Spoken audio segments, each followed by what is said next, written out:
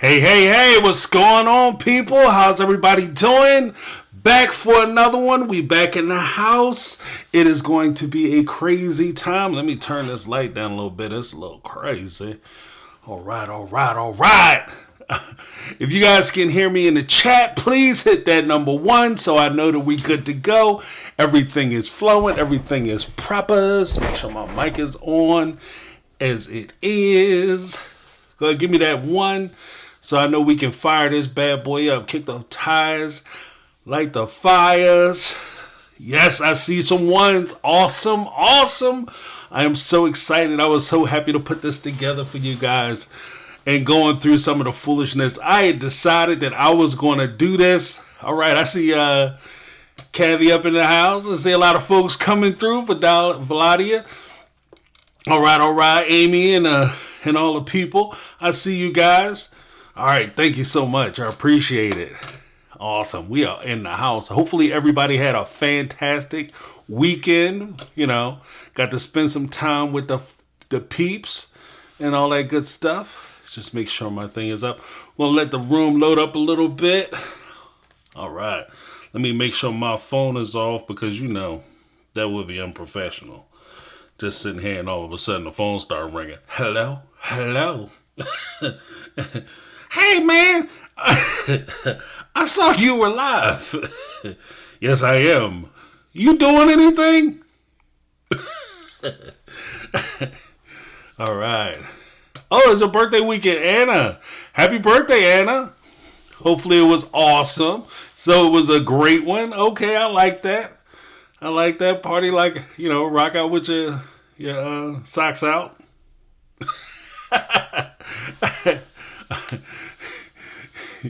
I hate mornings.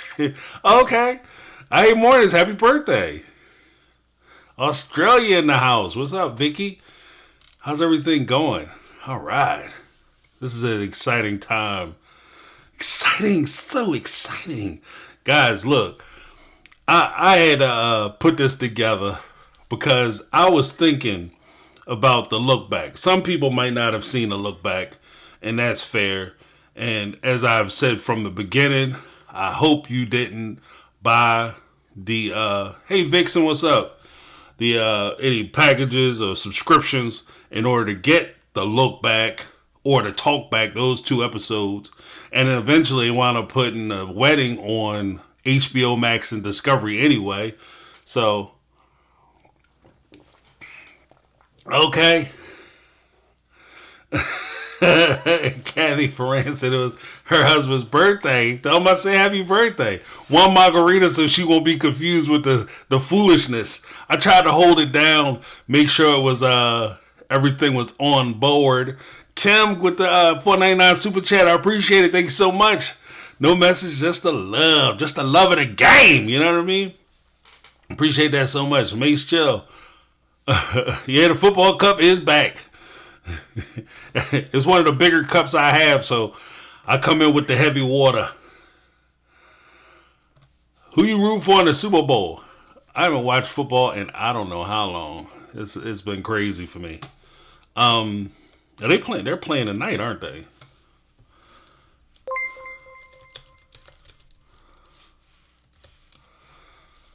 Oh, it's February 11th. Okay. Oh, okay. All right. It's gonna be in Las Vegas. Okay. See, the sister wives done messed up.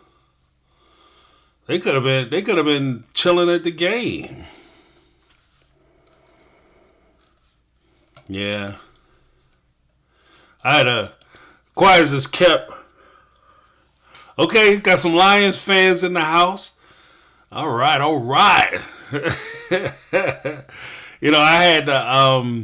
had it's Chiefs and Niners. Okay. Oh, the Chiefs. Okay. The Chiefs, I don't know. 49ers just won and the Chiefs beat the Ravens. Okay. All right. Yeah, I had to slow down on the football. It was killing me.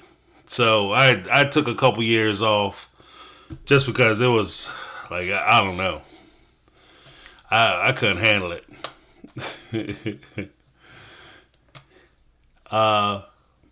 From Missouri. So pulling for the Chiefs. Okay. All right. All right. The Chiefs used to be way back in the day. Chiefs was like my number 2 squad because you had to have like, in order to keep things balanced. Me and some of my buddies would have like a NFC team and an AFC team. So, like with the NFC team, I was a Birds fan all the way. Eagles, the Dirty Eagles, Dirty Birdies. But my AFC team for a long time was the Chiefs. Just to keep it all the way 100, full disclosure. Robyn's Rested Bitch Face, awesome name. Robyn's Rested Bitch Face. Hello, James. I love your channel. Thank you so much, and I appreciate the super chat. $9.99. Woo woo. Holla at your boy. Thank you so much, Robyn's Rested Bitch Face. Awesome name, by the way. Awesome name. All right, we can kick this like the fires and kick the tires on this bad boy, because it's a lot of stuff. Like, you guys wouldn't believe when I started like kind of digging into it, like how much craziness I was pulling out. It was insanity. Like, it was just raw insanity. Like how much I was pulling out. And I was like, I can't use all this stuff because we'd be here for 10 hours. It'd be a 10-hour live. No joke. It was insane. Okay. Tux Cat Jody. Welcome to the fam. Okay. B-Cat K. I see you in the house. Tanya Johnson. $5 super chat. Love your honest and real opinions, especially regarding what real men should do. I appreciate that, which is basically the opposite of what Cody does. You know what? That's the craziest part about it. You can just kind of put it in if you were teaching a class, like, look, if you guys want to do the right thing, you see that guy, just do the exact opposite. Whatever he does, don't do that. Unless you want to be alone. If you want to die alone, do what Cody do. Otherwise, don't do that. Let's see. Mace, chill. I'm probably going to pass out. I understand, Mace. These bad boys do be long. And sometimes they be late. But, guys, we have got a lot of stuff to rip through. Like I said, I had pulled up some of this stuff because of what we saw during the look back a little while ago. And it was super sus. Like, Cody would have like these little offshoot things that he would say against Christine. Like, he would cut her in a lot of different ways. So I'm gonna play some of the things so we know what we're talking about. Some of that look back, some clips. And because, TLC is the way TLC is, I had to kind of splice them down a little bit so that it's a little more manageable and TLC won't go bonkers and try to get rid of my ass. Because I know Cody is looking for me. Hey, Cody, I know you're here. What's up, man? Yeah, make sure you guys hit that like button. I appreciate it. And if you're not yet subscribed, go ahead and subscribe. Hit that subscribe button, ring the bell for notifications, and you'll be notified when I upload content just like this. And hopefully you'll get notified when I go live. I think some people aren't going live, like aren't being notified about my lives. And I've even heard that some people don't even get notifications as far as when I drop new videos. So sometimes YouTube is a little finicky. All right, just scrapping in the house. I see you. All right, let's take a look at some of this foolishness, y'all. You ain't gonna believe this. Let's take a look. And again, just to set this up, this is talking about that one house deal that Cody was talking about. Matter of fact, when we talk about this one house, it was a huge deal, and it had a few episodes back in like season 14 and 15. They were kind of kicking it around, and this is when they all ran out to Kathy Ferran says sometimes they don't, they just have to look. Yeah, I know, it's unfortunate, but this is way back when they were oh wow, Rochelle J just said she didn't get notified at all. Yeah. Oh, make sure you guys sign up for the as a way to find out about the notifications when I do stuff. I started posting more on the Facebook, Instagram, and X. now, formerly Twitter. I started posting the videos, or at least the thumbnails, to let folks know that I'll be going live, so that way you'll be aware. Also, we're going live tomorrow with Sarah Howe from our Reality Squad and Reality Amanda. So that is happening 7 o'clock Eastern Standard Time. You know it's going down. We're going all the way live, and it's going to be funky. All right, but this is going to be for the talking about. Oh wait, I got my wrong logo up and everything. There we go. So what Kim have to say. James, I have mad respect for you. Oh, thank you so much. In my head, I refer to you as Papa James, respectfully.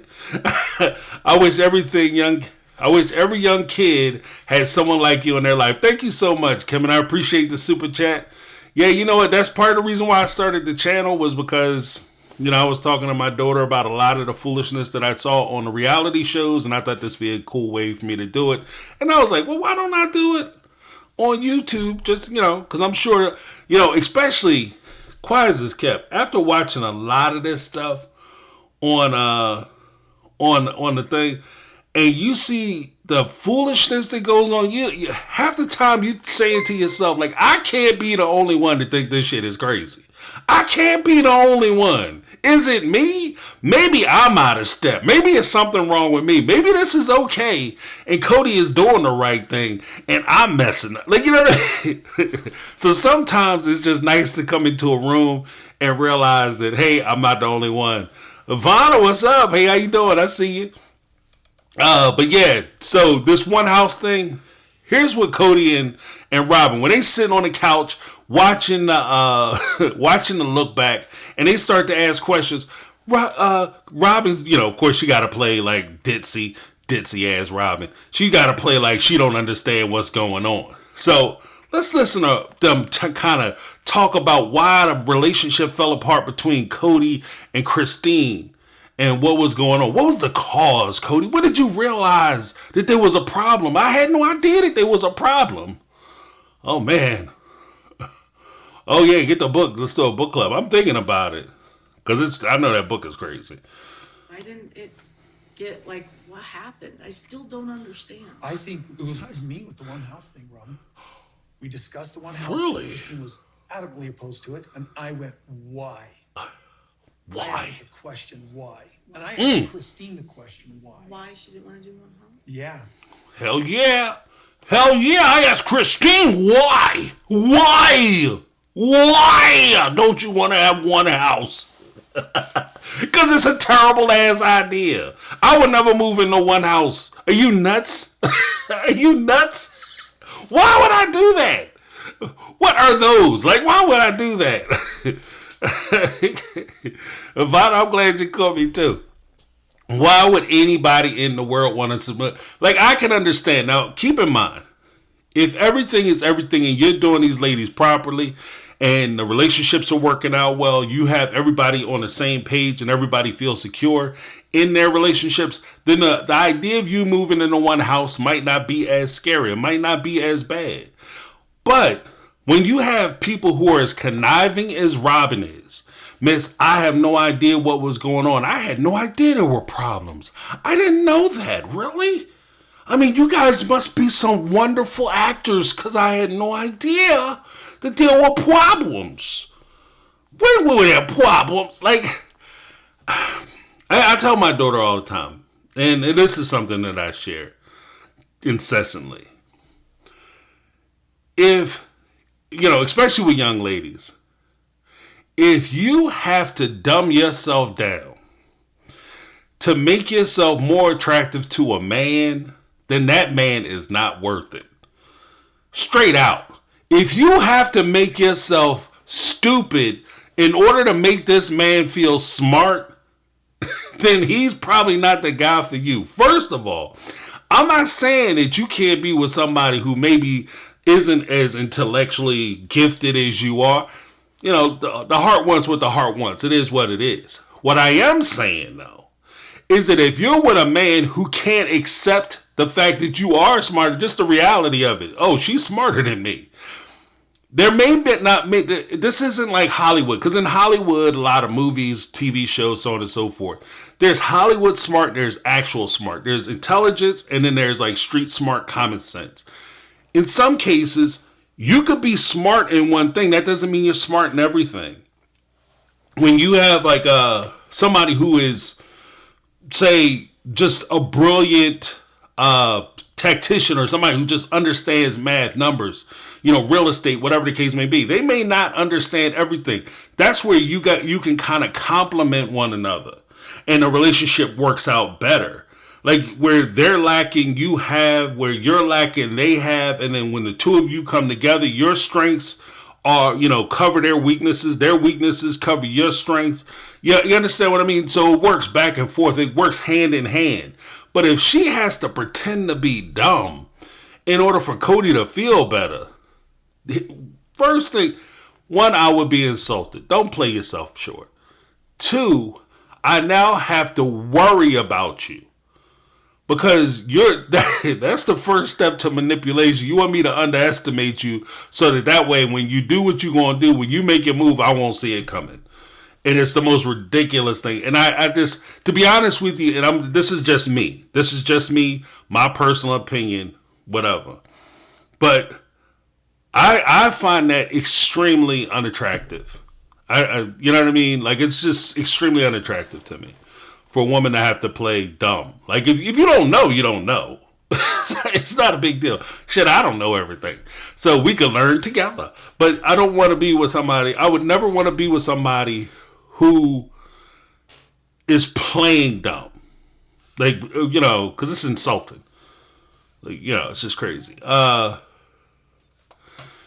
Mace Joe. She always waited to listen to everybody else. And that is because she wanted to get on everybody else's opinion. Here, let's highlight it. Robyn always waited to listen to everyone, so she didn't have to take the fall or for her on her opinion and come off like she was in favor, but the OG3 were against it. That's true. And she also wanted to figure out the best way to manipulate the situation. Because if it was something that everybody was going along with, then she could jump on the bandwagon. Yeah, I'm with it too. And she could go with the flow. If it's something that she disagreed with, you can always tell that Robyn disagrees with something or she has something to say, because the first thing she does is cover her mouth. And once she covers her mouth, it's almost a indication that, like, if we're playing poker, she'd be like, oh, okay, she got something she don't want to say. You know what I mean? And that's what she does every time. She'll cover her mouth and she'll put her hand over her face because she's trying to keep herself from saying what she really thinks. And that's half the time when I realized that she didn't agree with half the stuff that was going on. And then you get glimpses of it when they go back later and they start talking about it. And then she has all kinds of opinions about what's happening. And it's always contrary to the opinion that everybody thought she had or the way everybody else was going. And then she'll, like, and then half the time, if she disagrees with something, she'll just go talk to Cody about it just between the two of them so that she can get her will or desire met. Let me get a little height on this. 1 second, guys. There we go.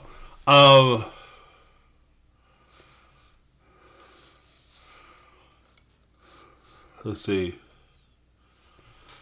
Yeah, let's take a look at this second part of it. But you don't know, like, you couldn't put a finger on, like, what really sort of ended it for you and Christine? The one family thing was my goal.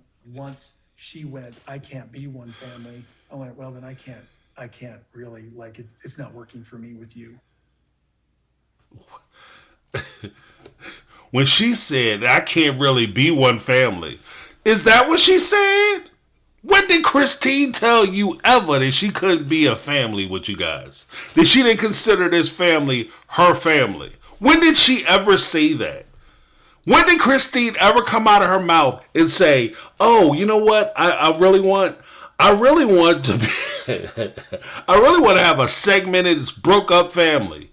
The part of the reason why your whole COVID thing happened where the family fell apart in Arizona was because Janelle and Christine had insisted on seeing their kids.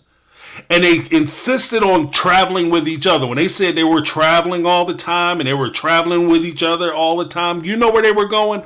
They were going to see the other members of the family. They weren't jumping on a plane going to France and walking the streets of France or Greece or whatever, jumping in the pool or the pond or down at the beach. They were going to see their kids, who are what? Part of the family. And not all those kids were Christine's kids. A lot of those kids were Janelle's kids. And because they were Janelle's kids, she considered her kids, Janelle's kids, part of her family. So how is she saying she doesn't want to be part of the family, Cody? That doesn't even make sense, homeboy. And again, she's still playing the I don't understand game. Let's see what Coastal Diva had to say. She said, Coastal Diva. My Catholic school teacher used to say that if you marry for money, you'll earn every penny. That's true. That shit is true. That is the most honest thing I've heard. Meaning it's exhausting and you won't be able to be yourself. Nope. Because you have to treat them like they the best customer. Sorry. You know what I mean? If you getting paid for play, you gotta be on. Christine said she wanted to stay separate in the housing. By that time, Cody had shown his true colors, and why live in a house when he was going to be with Robyn? Oh, we getting to that. We getting to that. Because there is something that, at the time, and this is what, you know what, we're going to jump right to it. At the time, there were some things that Christine had revealed. And matter of fact, let's get through the whole section of the look back, and then we're going to listen to what Christine was saying at the time they were talking about the one house deal. All right, so She said I can't be one family. she was said that. including that in every way with the one house idea. She was angry about it. And because it got so toxic, her and I started to really talk about it in depth. Yeah. She unraveled my world. It was just conversations, and I'm not blaming her. Okay. I'm not blaming her while I'm sitting here blaming her. I don't know why you think I'm blaming her as I'm blaming her. That's so ridiculous. And then my favorite part, that's what she said? Yeah, she had intonated. No.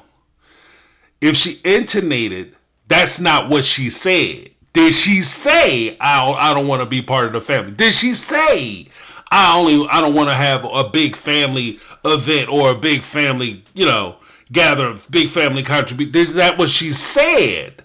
No, that's not what she said. She never said that. That's something that Cody is trying to put on her because he thinks that makes her look more villainous, because he's trying to compare himself so that if he can make her look more villainous, he can make himself seem to be the victim / hero moving forward in his new hero, or was it the image rehabilitation program where he tries to make himself the victim first, and then he's going to have the story arc where he becomes the hero.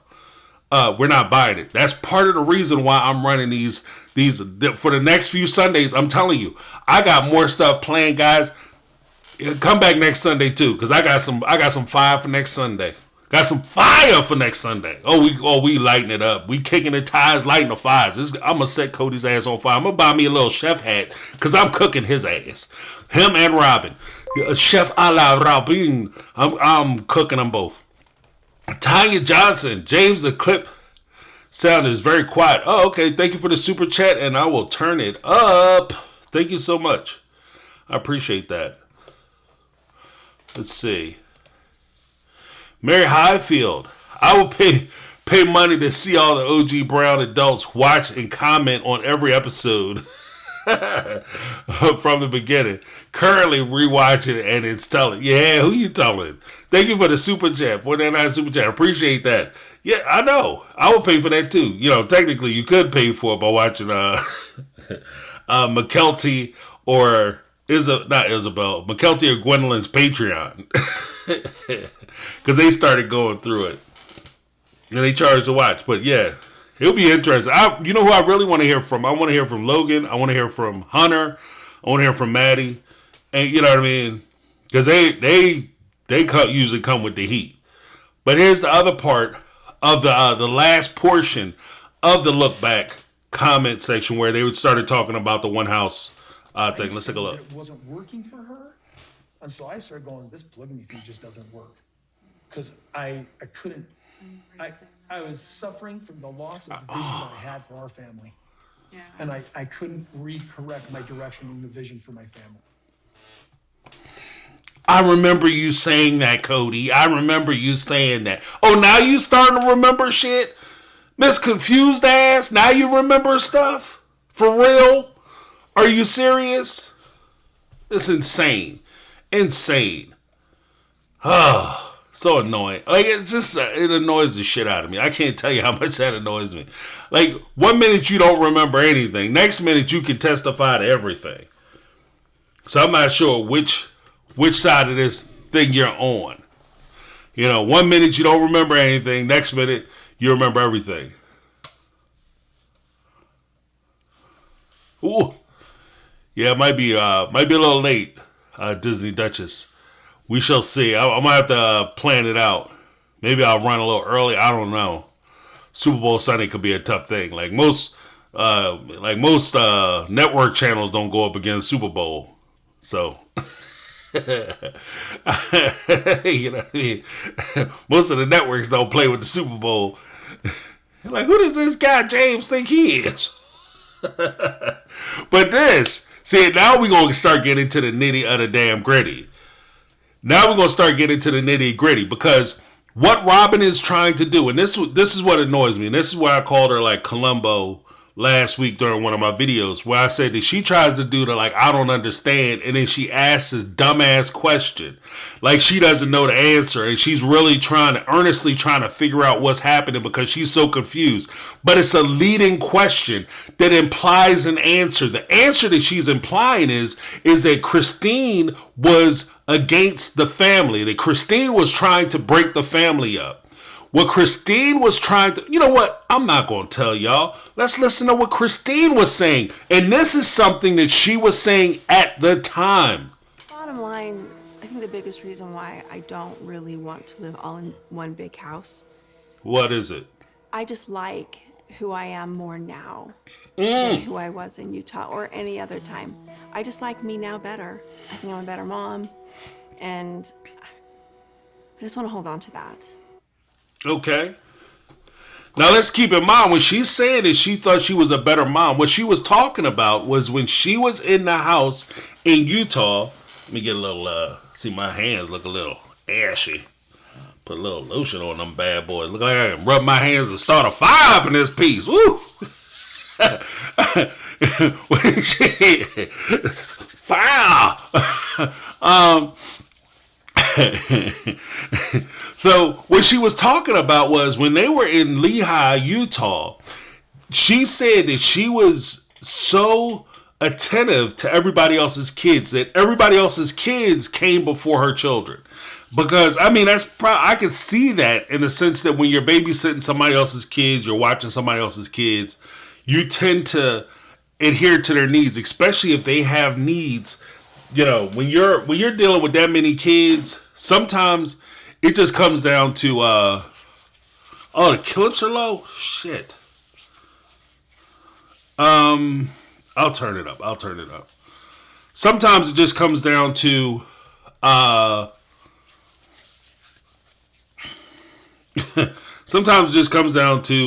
need. So when the people need it, you know, you pay attention to what they need. And the kids who need the most tend to get the most attention. If your kids are moving along and they don't really need a whole lot of attention from you, then, you know, your kids might get lost in the shuffle. And if she's spending so much time dealing with and tending to everybody else's kids, her kids might have felt like they were getting lost in the shuffle. See what Karen F had to say. Oh, thank you for the $10 super chat. Appreciate that. Kremlins are messing with your volume. I tell you, if it's not one damn thing, it's another. The clips are quiet. Yeah. Let me see if I can pump these up. I'm gonna pump them up.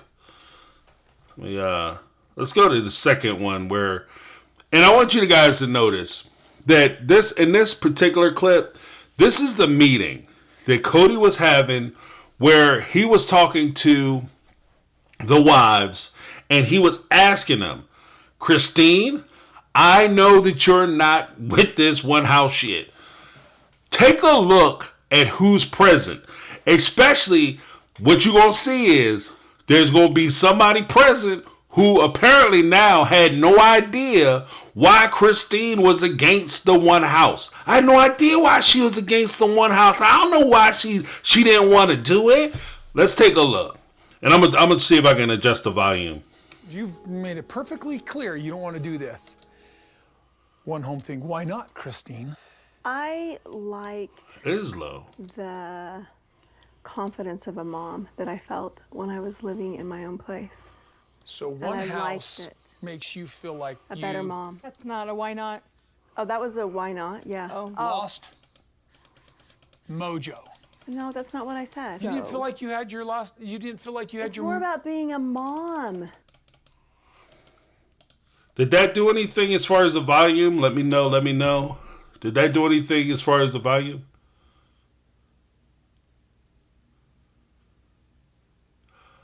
Oh, okay.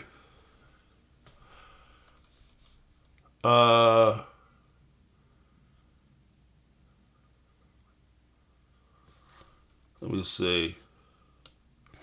Test. Let's try it again. Did you guys hear the, oh, okay, it's better now. All right. Because I don't want to knock anybody into space. All right. Let me see. Maybe it's just that grouping. I hope. Gotta keep it pushing. But if you notice, essentially what happened was Christine was making the argument that she was, felt like she could be a mom as long as she was keeping, everything was separate. She could be a mom to her kids. She could mother her children as opposed to having to tend to everybody else's kids. And that's looking, I guess, directly at Janelle because Janelle's kids were the ones she was watching. But she was basically saying, while we were living separate, I'm able to be a mom. And that's what's important to me. And she was saying that when they all lived in these big houses, she loses her identity. She loses herself because so much focus is being placed on these other people. And that is an issue for her. So, yeah, I got some people saying they can hear it, some people saying they can't. So it's the idea, like, I'd rather listen to, I agree with somebody said it, Cody is trying to speak for Christine. Cody hears what he wants to hear. That's true. But Buggy's in the house. What's up? Cody does hear what he wants to hear, and usually it just plays into what he wants and what he's trying to do. And so if he was all about Christine and Christine was his fan and he was like, oh, Christine was telling everybody why she didn't want to do it. But because he's angry with Christine now and because he can use that as an excuse as to why the relationship fell apart, he's going to continuously say that the reason why the relationship fell apart is because when I'm sitting there with them, all of a sudden it's a big problem because she was trying to she didn't want to live in the one house. She absolutely didn't want the one family. It's not a matter of Christine not wanting the one family. Christine didn't feel secure in her relationship with Cody. Period. So we have that. Then, let me see. Oh, wow. I never wrote down my other stuff. Ain't that some shit? Then I wanted to talk about, we'll redirect it. And let me know, because I have some second ones.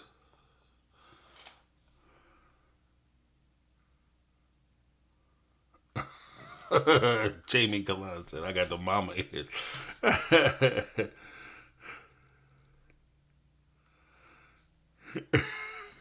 Okay, Pamela, I see it. World of Witchcraft.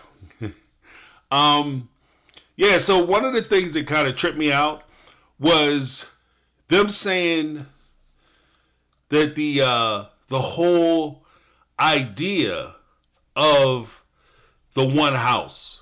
In order for that one house to work, what would have to happen? In order for them to do the one house, what would have to happen? The first thing that would have to happen is they would have to officially pay off that land. They'd have to pay Kody pass off. Why? Because they would have to be able to go back. They would have to be able to go back and redo all the property lines, turn it into one big property so that they could build that big mega house. The house that they were talking about building was going to be, 13,000 square feet?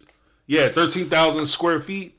Huge house. They were going to build a mega mansion on that property. And by my estimations, for them to build that house, it would cost anywhere from $2.5 to $3 million. And that very well may just be the construction cost. That's not even talking about like them actually running utilities to the house, the zoning applications, and all the other stuff that they would have to apply for, the money down. It would have been insane, the money that they would have had to put down in order for them to even get that kind of loan or for them to even think about approaching this. Gotta be me. I heard that. $10 super chat. James is keeping it real in reality TV. Thanks for all you do. Thank you. Thank you. Trying to hold it down. And so, if they're talking about doing that, here's some numbers. Because, I'm the king of numbers. Here's some numbers. Because I was doing a little pocket watching when it came to some of this. And one of the things that struck me, is this the right paper? I don't think this is the right paper. Where's my... No, that's not the right one. Here we go. Here's the numbers I wrote down. Now, I wanted to do like a whole thing that was going to flash across the screen, but I didn't have enough time to get it out. First things first. Robyn, she bought her house for $445,039 is her purchase price. That's $39,000. $445,000 is what she purchased the home for. Then, while, after they got the housing down and with the deposits and the money that they were paying into the house, she got her house down to about $405,000. Right? Then Dayton got into a ATV accident because he was out there with Cody running the ridge, no helmet on, and no freaking insurance. So when he got into the accident, there was a lien placed against Robyn's house for $60,000, right? That brought her house up to basically about $465, right? As far as the money that she owed. So she actually owed more on the house than she paid for the house by the time she got done. Then she turned around and they sold the house. Now, when she sold the house for $603,000. Right? But you have to subtract the house money that she owed for the home. In addition to that, which would have left her with $143,000 at the most. Right? And from that, you have to take off the 6% commission, which comes out to $36,000, $36,300. Then you have to, usually closing costs is about $7,000. So you're looking at a grand total minus of $43,300. Her walkaway money, the money that she would have walked away from in Vegas when she sold her home, would have been $99,700. Now, what part of $99,000? She has less than $100,000. Less than $100,000. Ironically, when she put down her down payment, here's the crazy part. Now, keep in mind, she out there $100,000. She was spending $50,000 a month to put those trucks up there on Kody Pass.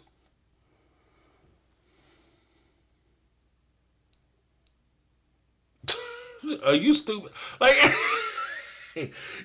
2 months you would have blew through your house money. This is insane. This is why when her and Cody went to buy that house in Arizona, the mansion, they had to get the money from Mary and Janelle because she didn't have any money left. She didn't have any money left.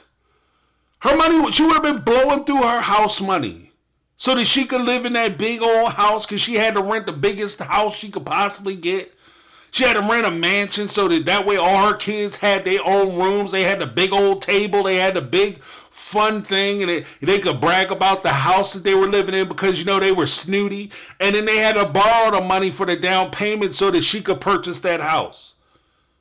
This is the insane part about it. So what part of this do I have the indication that they were actually serious about building anything on Kody Pass, much less a mega mansion?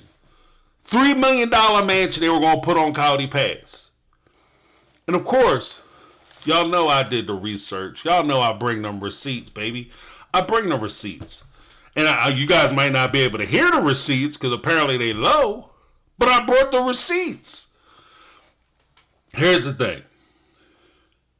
When Cody started talking to them about selling their houses in Vegas, this is what Cody had to say. The market is right here, and I personally think we're on borrowed time. Sometimes you just have to buck up and lead, and people have got to follow. Those who were fighting against this whole trip to Vegas, this whole move, didn't know what to do. They weren't coming up with solutions.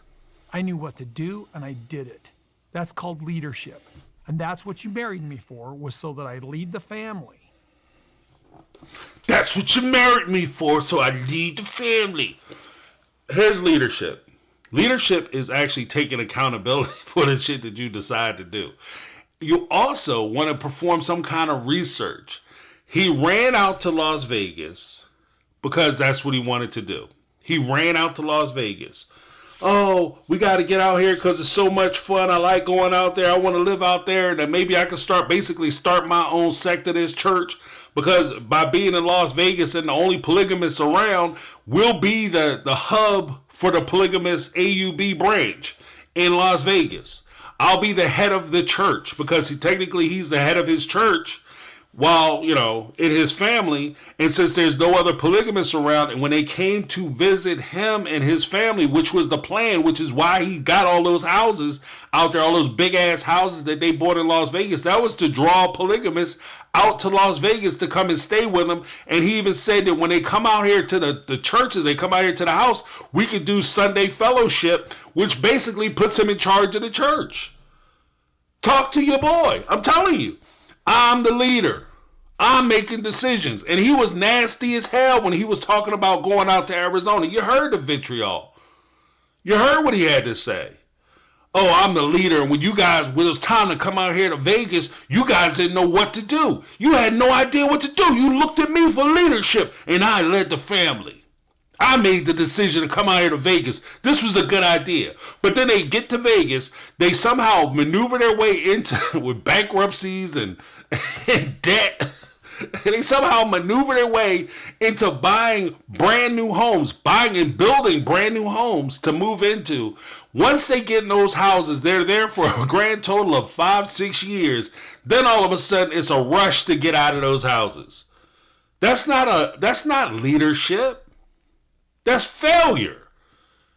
Some of those houses that they rushed to get out of, Mary's house, for instance, just went back on the market. The person who sold Mary's house for close to $1 million. How is that leadership? You lost money. You lost money. So how is that leadership? I wouldn't brag about that. I'd be quiet as shit when it came time for them to talk about real estate. It's stupid. The next thing. Hopefully you guys can hear these clips a little better. I hope. Here's something that Cody had to say And I'm going to let Cody do the thing. And I want you to pay attention to one part where he points his hand. I'm going to highlight that, and we're going to talk about that in a moment. My rationality starts with this. We have a certain amount of profit in the homes, okay? Shared. I'm saying shared because where we go one, we go all. Where we go one, we go all.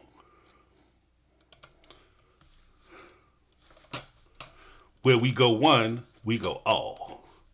Where's that thing at? Let me see. Look at that. Now, what does that say?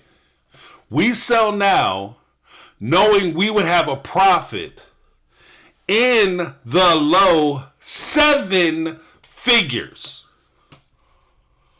Profit in the low 7 figures.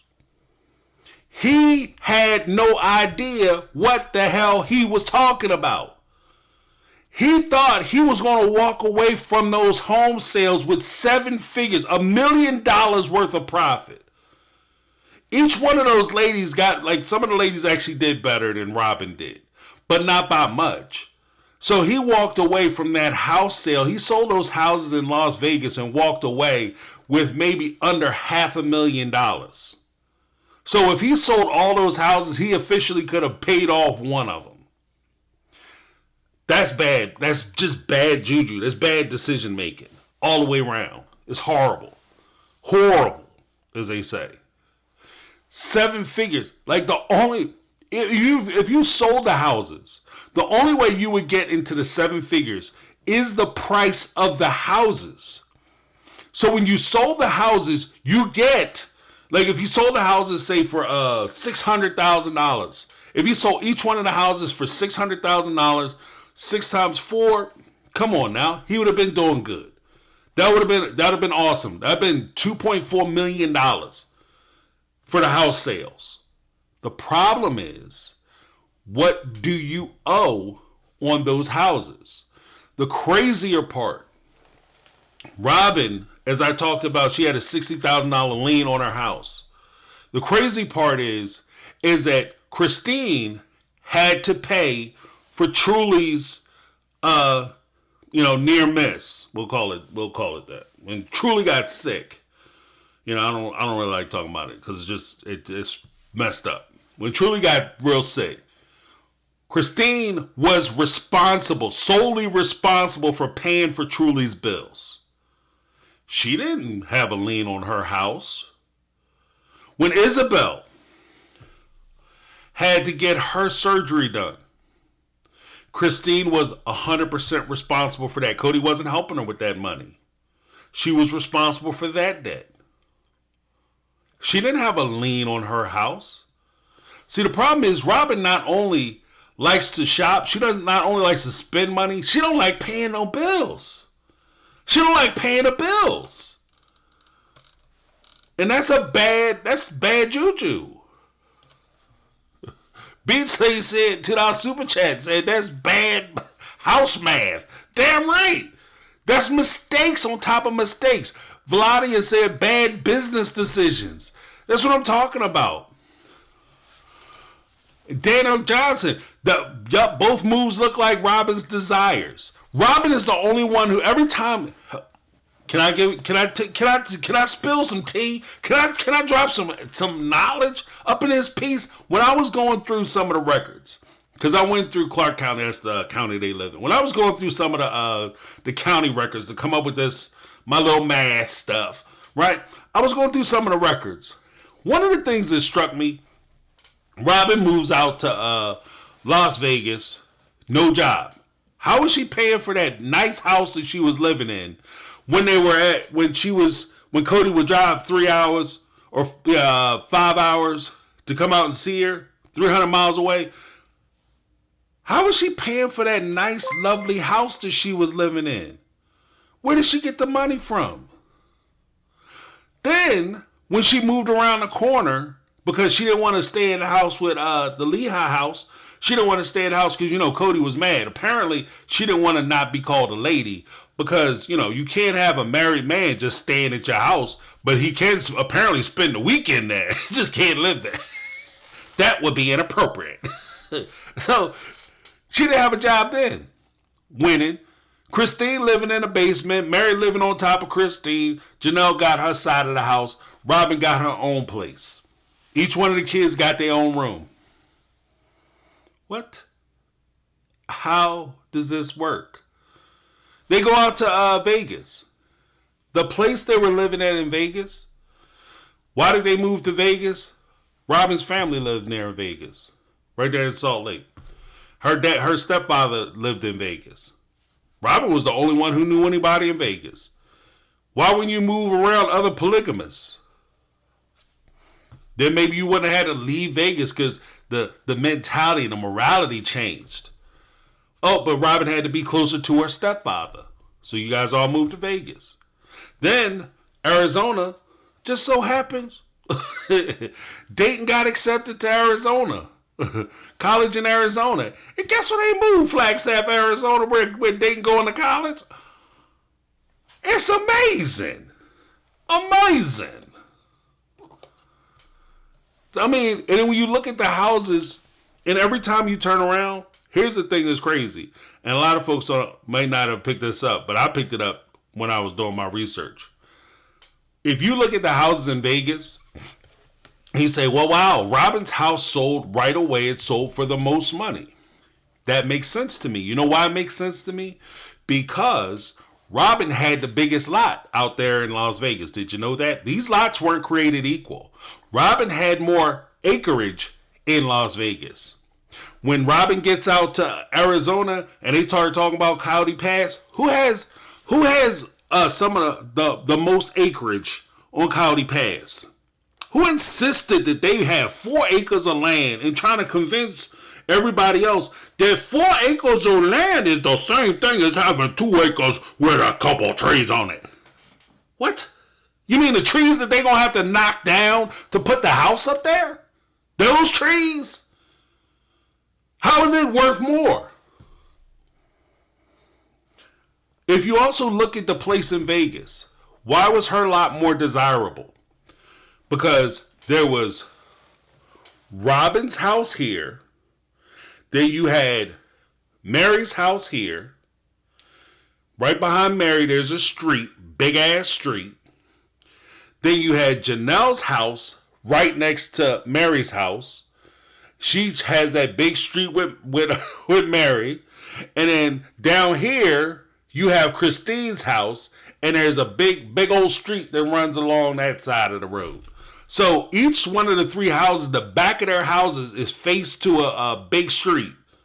The only house that was not faced to a big street was Robyn's, whose house, when you go past that wall, is facing the backyard of another one of the houses that has a cul-de-sac. Another part of the cul-de-sac. That's why her house sold for more money. If you guys are ever looking to buy a house, one of the things you don't want to do is buy a house that's next to or near or right off of a big street. Why? Because it's going to be, no matter how nice your house is, it's going to be harder for you to sell that house. Here's the other tricky part. When they were talking about, Cody was sitting there saying that he was going to get 6 figures for the house and it was going to be so easy. The reason why he thought he was getting 6 figures for the house, was because he did the home ec loans. He was looking at home equity loans for the houses and getting estimates for the houses. And when they were getting the estimates, they were getting the comps, and you're talking to the bank. The bank is looking for, hey, this is the type of house you have. This is what these houses usually sell for. This is what we're looking at, buckets in the house. This is what the houses usually go for in the area. This is how much this house is worth. It's an estimate. That shit doesn't mean anything until you put the house on the market and somebody says, yes, I will buy your house for that amount of money.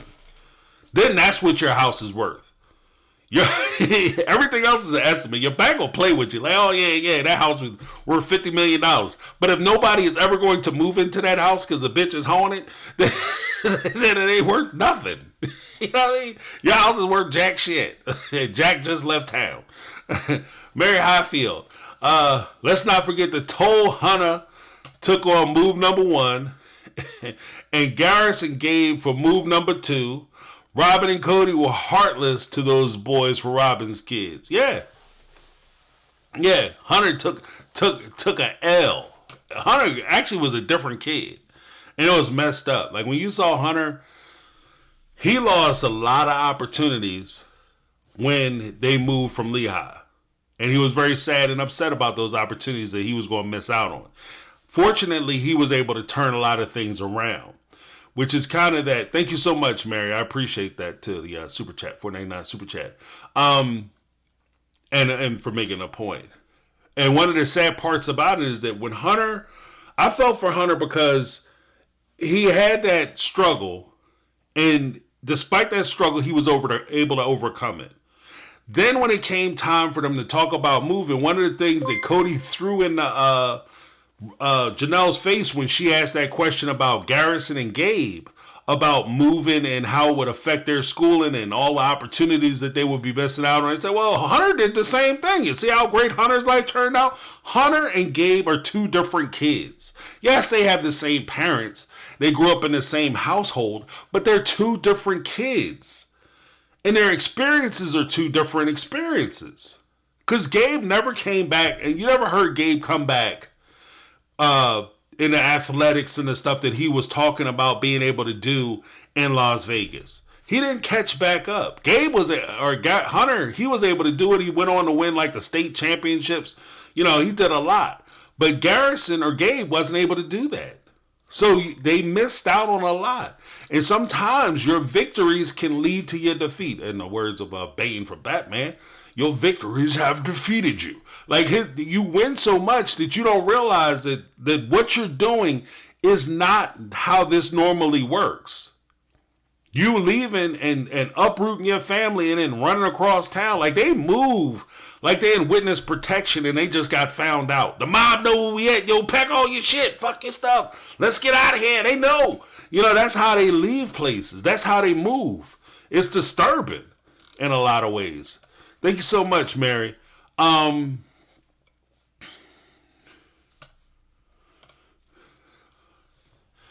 Miss Indy said she agree with you 100%, Mary. All for Robyn and a fake prosecution. Yeah, got something for that too. You know, I brought the receipts. Man, I did so much work for this stuff. It's insane. But that I don't agree with that prosecution. They weren't getting prosecuted. More to the point, even if they were talking about prosecuting them, they weren't being persecuted. You can't flaunt the law and pretend like, you know, you could maybe in some areas the law will turn the other, you know, turn a blind eye to some things that are going on. But you can't be on TV talking about you breaking the law. They have to do something now. You're almost begging them to do something to you. But this is what Kody had to say with regard to his leadership. And again, this is him pressing like, I don't give a damn what y'all talking about. I'm going to lead and you guys going to follow. More than anything, what I really want is for all of us to get on that bandwagon, to get in a place where nobody feels like they're being taken somewhere against their will. Because eventually I'm going to lead.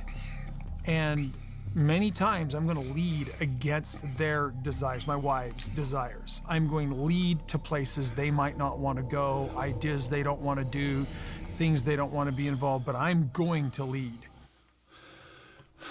Because I am the patriarch.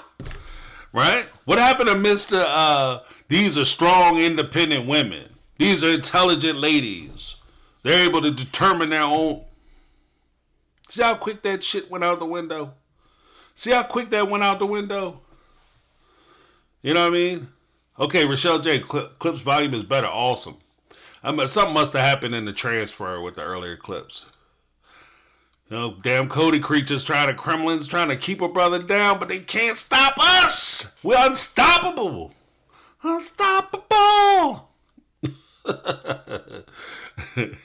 You know what I mean? We're unstoppable.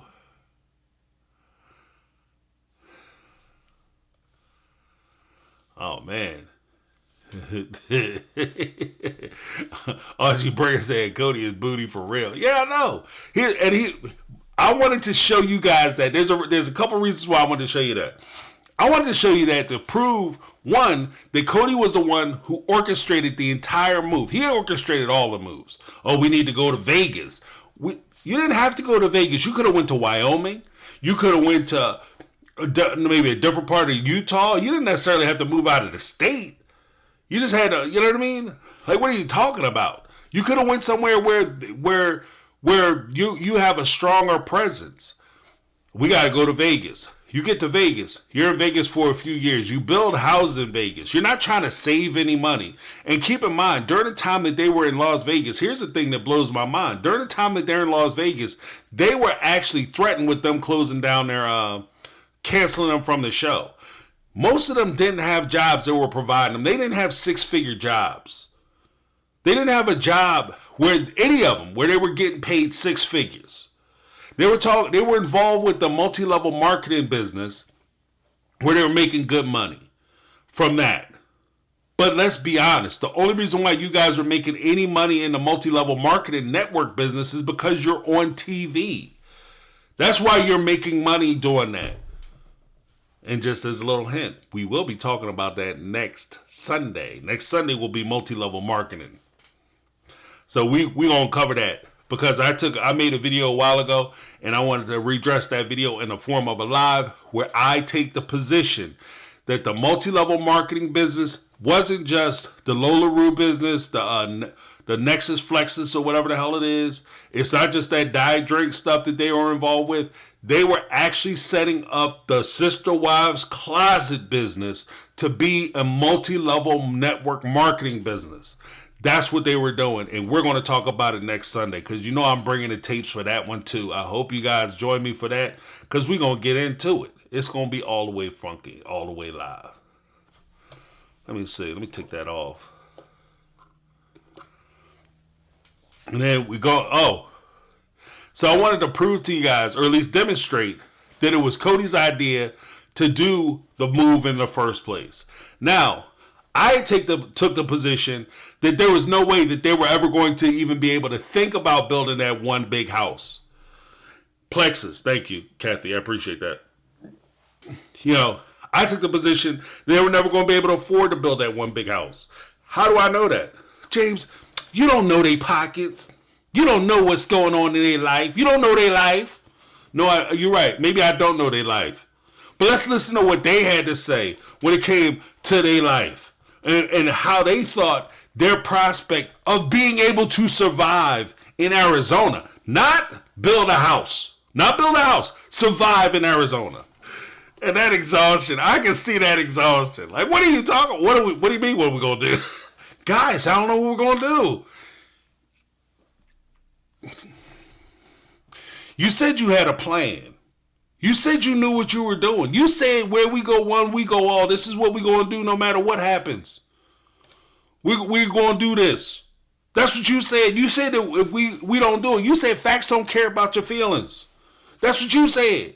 You said we have to sell. That's what you said.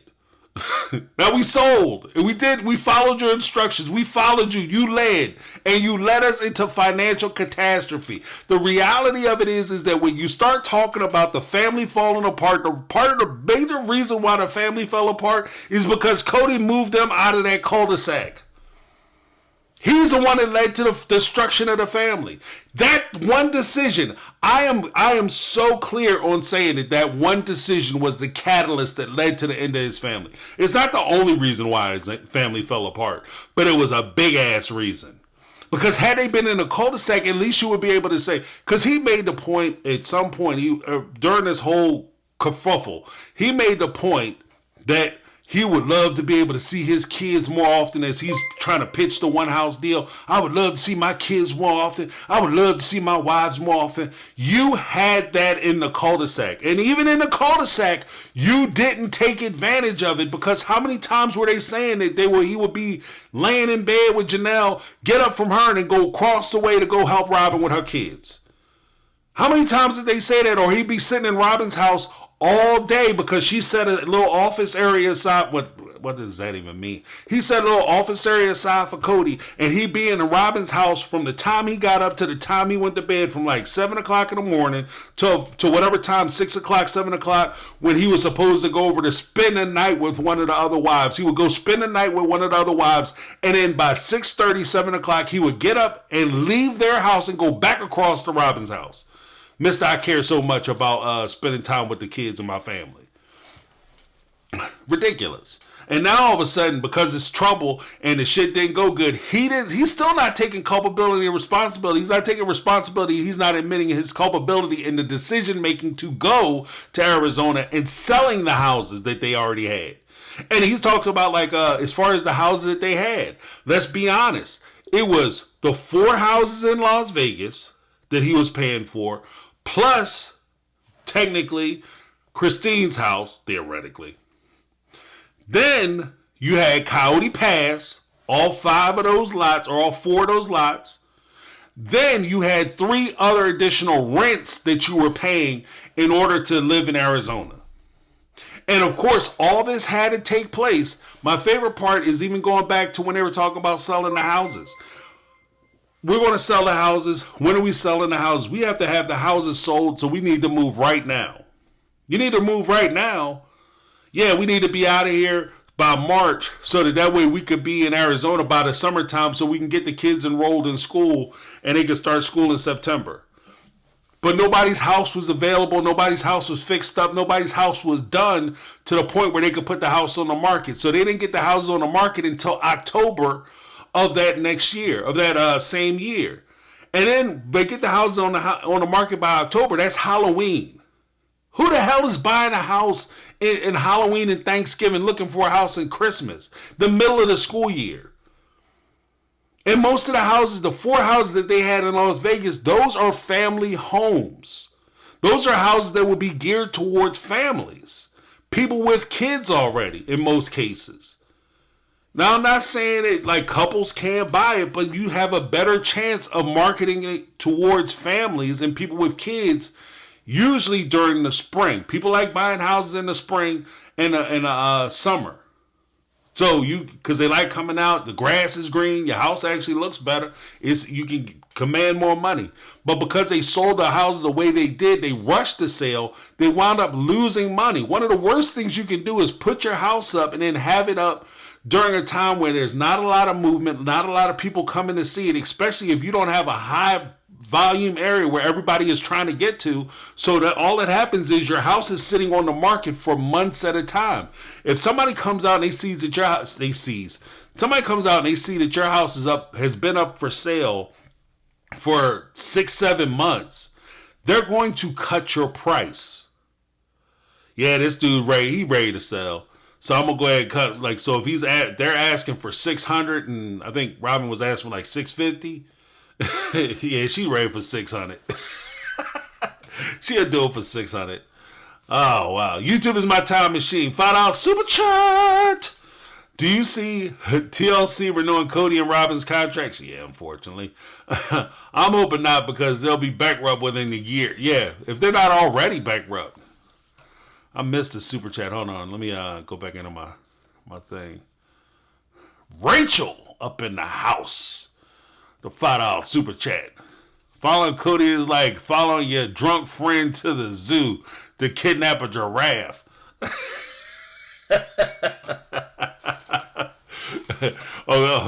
Follow your drunk friend to go kidnap a tiger. It's a tiger. I like tigers. Tigers are cool. You want to go kidnap a tiger? Thank you so much, Rachel. I appreciate it. I'm sorry I couldn't put you up on the screen. You want to go kidnap a tiger? Yeah, it's going to be fun, yo. Let's go do that. All right, I got it. Let me just get this door.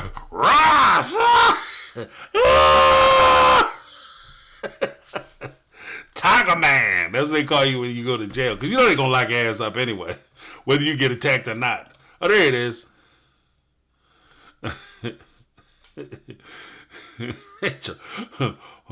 Following Cody is like following your drunk friend to the zoo to kidnap a giraffe. Yeah, that's so true.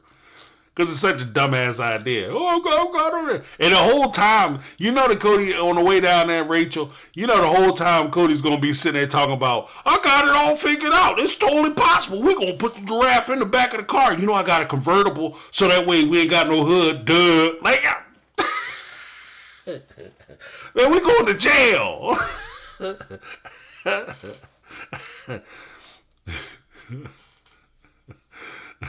Carol and all said, I want a tiger. Anyone for a road trip? Shit. The problem might not even be getting the damn thing in the car. The problem be driving around with that knowing at the back of your neck. Like, I'll go with you guys. You know what I mean? Come on, friend, let's go. All right, tiger, let's go, buddy. You driving like, you know, it's nothing like a little road snack. Would you say, tiger? Remember, we friends.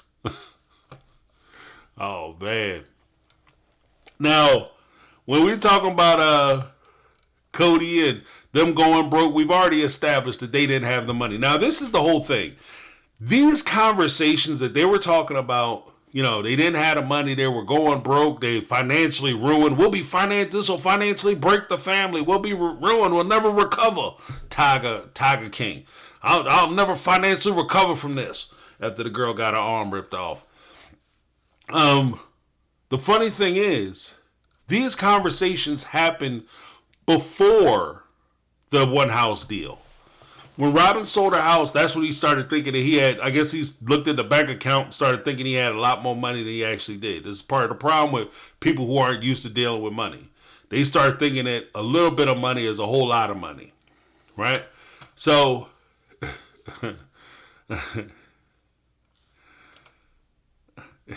he didn't measure the car correctly. Yeah, and that'll be part of the plan when you down there trying to steal a damn giraffe. I didn't measure this car properly.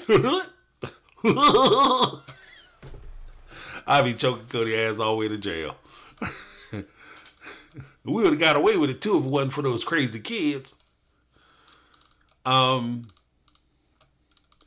this is part of the craziness. So let's get into why it wouldn't work. Let's talk about why it was never going to happen. So for him to be mad, actively angry with Christine because he didn't realize his dream of being able to move into one house is like a married dude being mad because his wife is preventing him from dating Rihanna. It was never going to happen. It wasn't a possibility. You didn't have to worry about that because it was never going to happen. So there's a thing that I always said. How you do one thing's... What's this? Oh, no, not nachos. Queen in the house. What's up? Not Tiger King. But I missed the nacho joke reference. But here's the thing. How you do one thing is how you do all things. Never trust somebody who is dishonest. And then, as it was mentioned earlier, Cody was running from the law because he was afraid he was going to get locked up because he thought some things was going to happen to him. Check this out. The county ordinances for this area are basically you can have your house with a kitchen. You can have a mother-in-law's house or a secondary home attached with a separate kitchen, but you can't have a barn with a kitchen. You can't have a workout room with a kitchen. You can't have an office with a kitchen. What? What the fuck? They're trying to avoid, people building multifamily dwellings or apartment complexes out in the country or like out where we're buying property. And that was in reference to him talking about how they would design the house. How they would design this big house. Because part of the ordinance for where they are talking about building a house, you can't have certain things built for the house. Certain things just don't work. Just scrap it in the house. Thanks for the $9.99 super chat. No message, just the love. Appreciate the love of the game.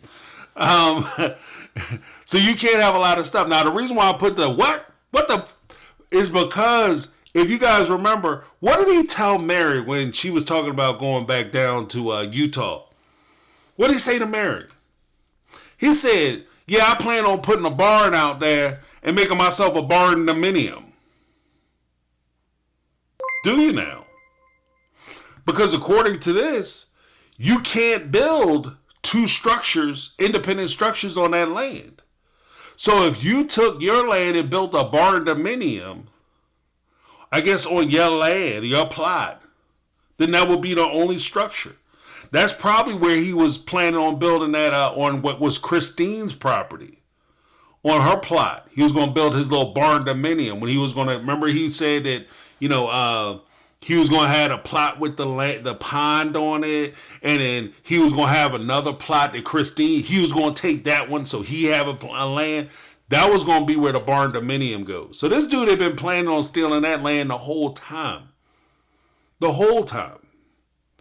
And then, like I said, he sit up there saying, if he's doing all that's what I wanted to point out.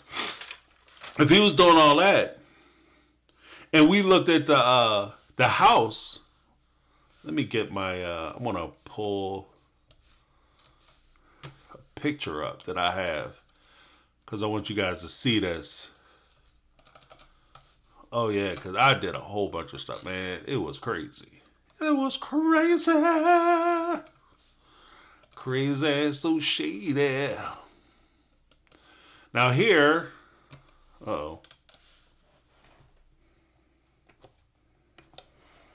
here is the house.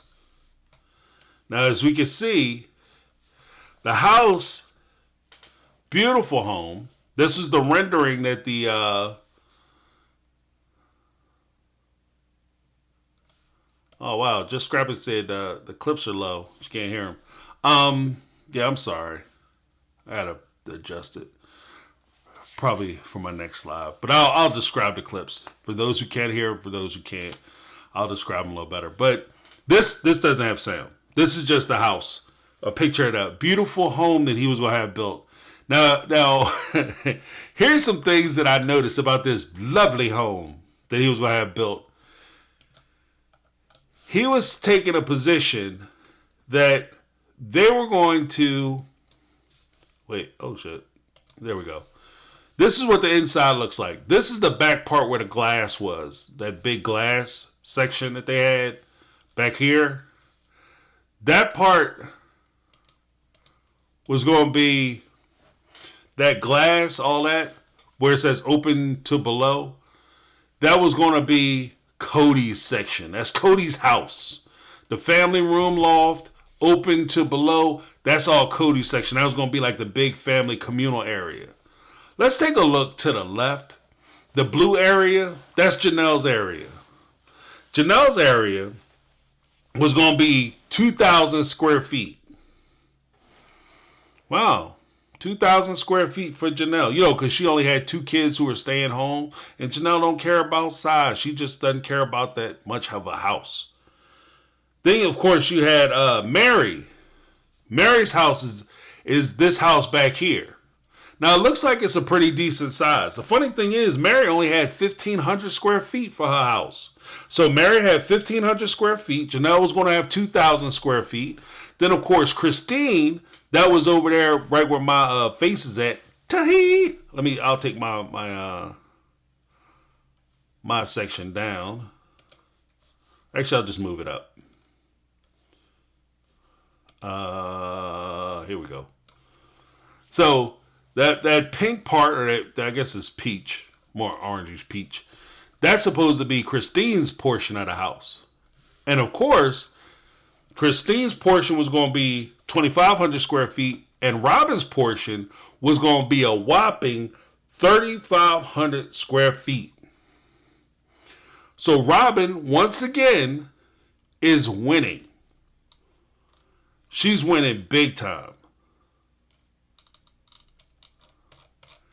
And that in itself is ridiculous. That is so ridiculous to me. Take that down. Because you look at it, just grab and say the clips are low. $1.99 super chat. I'm sorry for that. Just grab and apologize. If you look at it, the portion of the house that I was just talking about. Let's go back to it real quick. That portion of the house I was talking about, where it was what that? Here. This portion where the glass and all that stuff is, and if you look at it through Ladies, that through here, where Cody's open to below, and Robyn's house and Mary's house, those are the portions of the house that face the mountains ridge. That Christine had moved to the place where she said, I saw the mountain and I think of the angels. When she got in an argument with Cody and Mary was like, look at the mountains. That's why you're here. The angels are speaking to you. Robyn was going to have her room or her portion of the house, that big ass portion of the house, 3,500 square feet, was facing the mountains. Christine was on the other side of the house. She didn't have a mountain view. She didn't have a mountain view. That's crazy to me. That's crazy to me. And once again, Robyn, the chick that comes in with all the debt. Robyn, the one who has to pay all this money. Robyn, the one who hasn't had a job since she started with the family, is again winning. She won when she moved to Utah and she had her own place. Because Cody would go over to her house and was separate from the rest of the family. She was winning. She was winning when they went out to Vegas. She got one of the first rentals. Then she turned around. She got the biggest property, the most quietest property of the 4 plots of land that they got in Vegas. She had the most desirable plot. Winning. She had the second. She had between Mary and her, they had the biggest houses. Winning with the most rooms. Winning. When they get out to Vegas or Arizona, she rents a mansion. She rented $1 million house when they got out to Vegas. When they first got out there, she rented $1 million house, and then the guy sold the house, and then she had to pack her stuff up, and that's when they went to the second house, and that's when they decided they were going to purchase that big home. And they were going to buy basically the mansion that she lives in now. It's not even a McMansion. She lives in a legit mansion. That thing is 6,000 square feet. That's a mansion. Mansions are between 6,000 and 8,000 square feet, depending on the location that they're in. And I think where she's at, that's a mansion. She has a mansion. A legit mansion. She's winning. And then when they talk about building that one house, Cody goes down and negotiates so that she has 3,500 square feet. And Mary is sitting there with 1,500 square feet. Mary and Janelle's property, part of that house, would be equal to Robyn's part. Robyn's part of the house is just as big as Mary and Janelle's part of the houses. Insane. The Bronzed Empress in the house with the $4.99 super chat. Of course, Robyn didn't mind the one house. She was the legal wife once Cody was 10 toes up. She would get the house automatically. Pimping. We are on the same, we got the same mind, Empress. And I'm glad you brought that up because you know I brought them receipts on that whole portion of what you just said. You know I brought the receipts. Let's listen to what Janelle had to say about it. The biggest why not, because I'm really why not? We gotta start I'm with that. really team one house, but the why not is the resale, and if we ever wanted to, like, I don't know, liquidate. That's the only con for me. No resale, no inheritance. No estate planning, yeah, no estate ability. No resale. See, Janelle is looking at it from the perspective of knowing how Cody is, that he likes to move all the time. If you bought and then built that house, there's nobody in the world who is going to buy that house.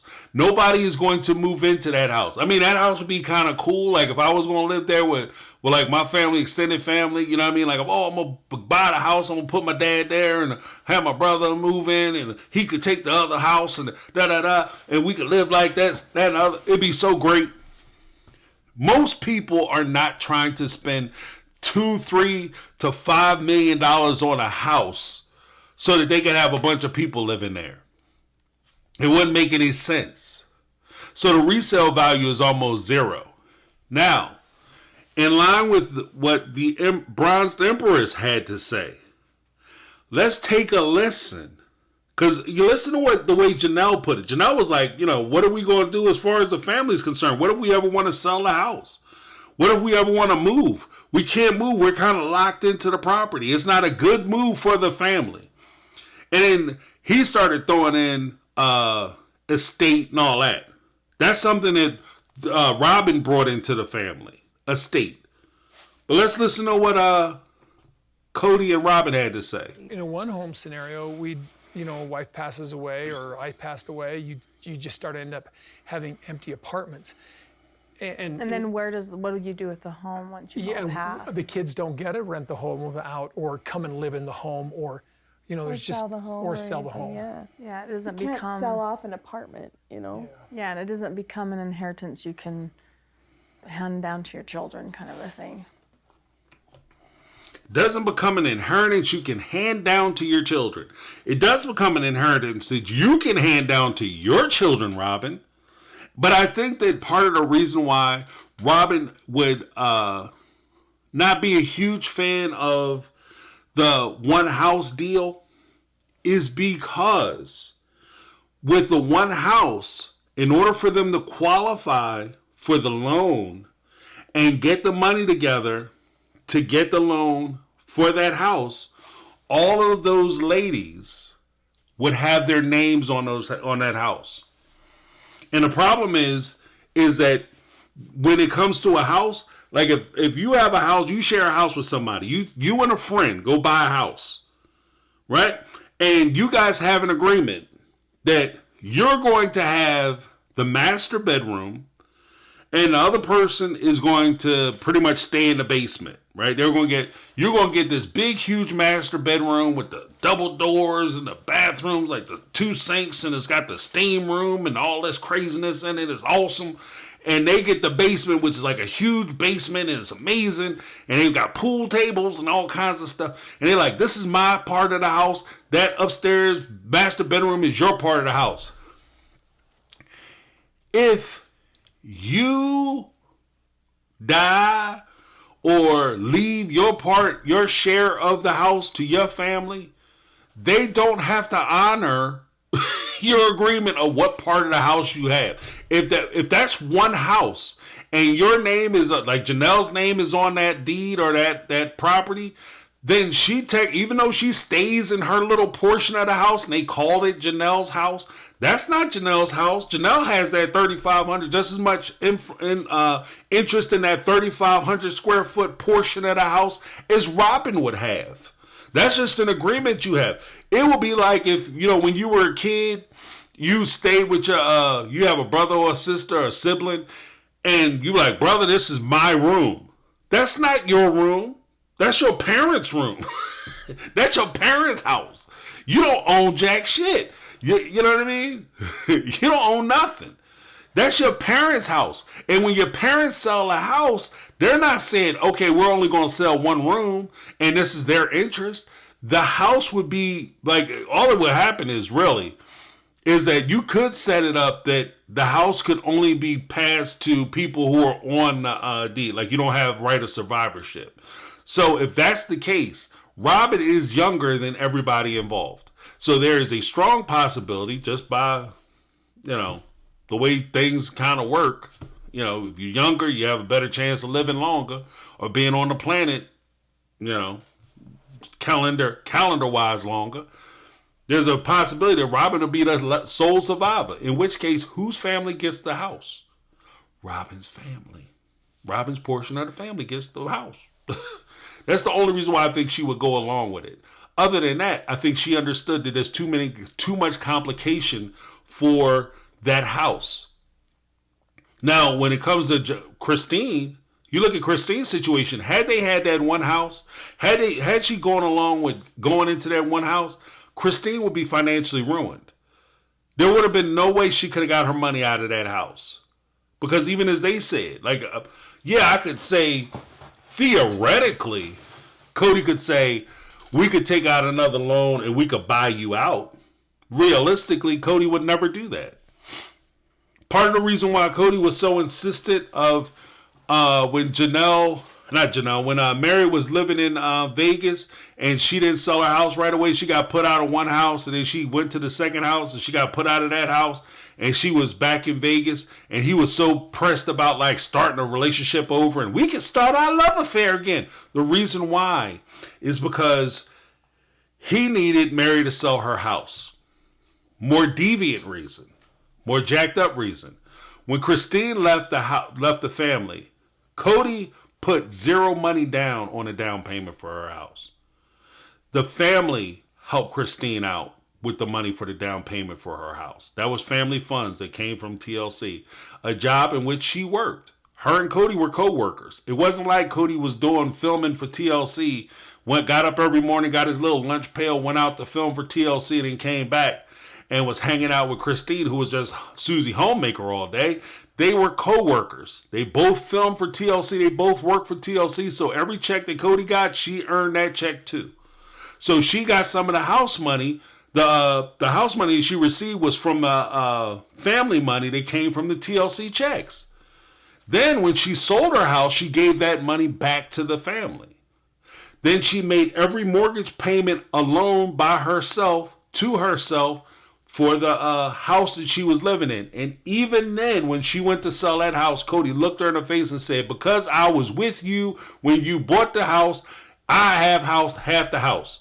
Could you imagine that shit? Suppose you took your friend with you to go car shopping. And because they were standing there, they didn't put none of the down payment down, they didn't make any of the monthly payments, car payments. But when you go to sell the car or trade the car, and you say, hey, that's half my car. I was there when you bought it. What? That's essentially what Cody did to Christine. Now, Cody did that to Christine. What do you think he would have did to Mary? When Mary bought that house in Las Vegas, Cody and Mary were married. Technically, that would be half of Cody's house. He would have a better argument there than he would for Christine's house or any share in Christine's house. So when Mary was talking about, when he was afraid Mary was going to stay, the mistake he made was when he divorced Mary, he signed that house over to Mary. And he put his name on to Christine's house. Or not Christine, he put his name on Robyn's house. Because he wanted to lock her down. So he was afraid that Mary's ass was going to leave.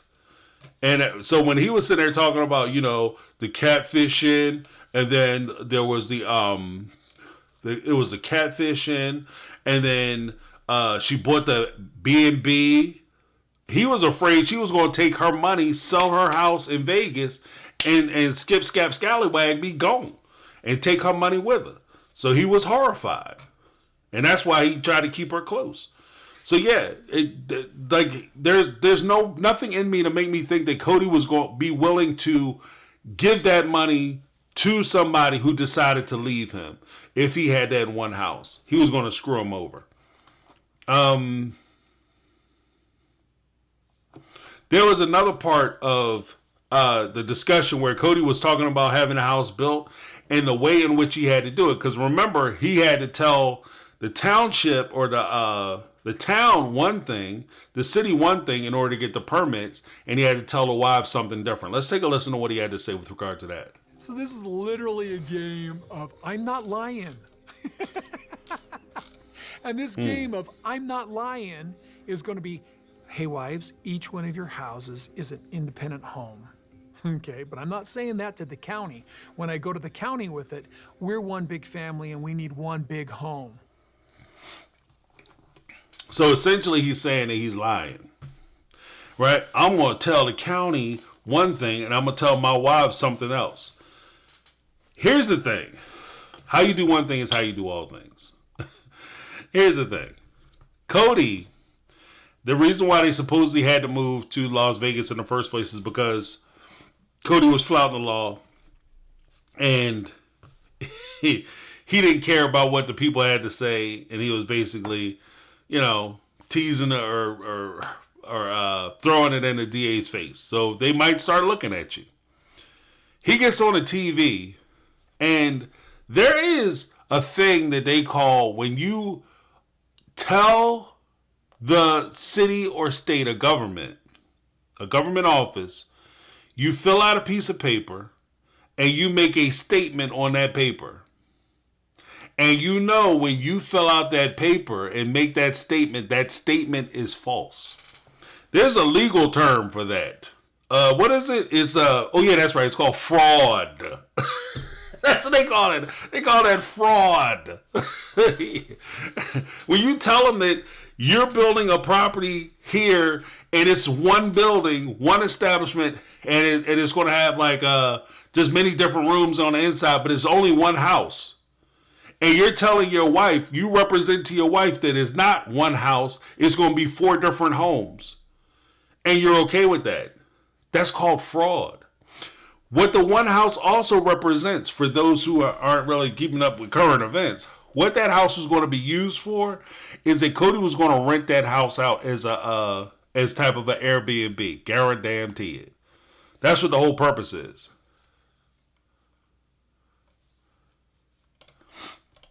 He was going to rent it out as an Airbnb because that way you could have sections of the house that you could rent out. So you could have like a married section, you charge one amount because that's only 1,500 square feet. Then you have Janelle's house, which is a little bigger, that you charge a little bit more because the house is a little bigger, has more amenities. Then of course, Christine's house is a little bigger, so you charge a little bit more. And of course, for Robyn's house, you charge the most money for it because that's basically a decent sized house. 3,500 square feet is a big house. That's a big house in general. I mean, that's typically the size of what you would call a McMansion. The 3,500 square feet. That's almost as big as her house in Vegas. I think it is as big as her house in Vegas, honestly. So they were basically building Robyn her house in Vegas, and the other 3 women were getting something considerably smaller. What is this? Cheryl Jarrett. I think you have to be a tiny bit crazy to be able to recognize someone who has gone beyond crazy and graduated to being an idiot. I always say that that tent bit is your shield of protection from cut you off.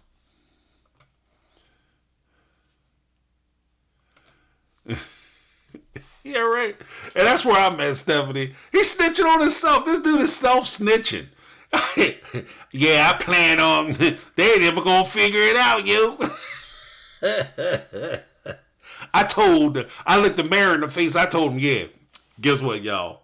This is just one house. And I knew I was going to be renting it out. And then when they catch them and they arrest them or they fine them or they charge them or they start denying the permits. Because again, you have to, in order for you to get this stuff built, you would have to submit permits.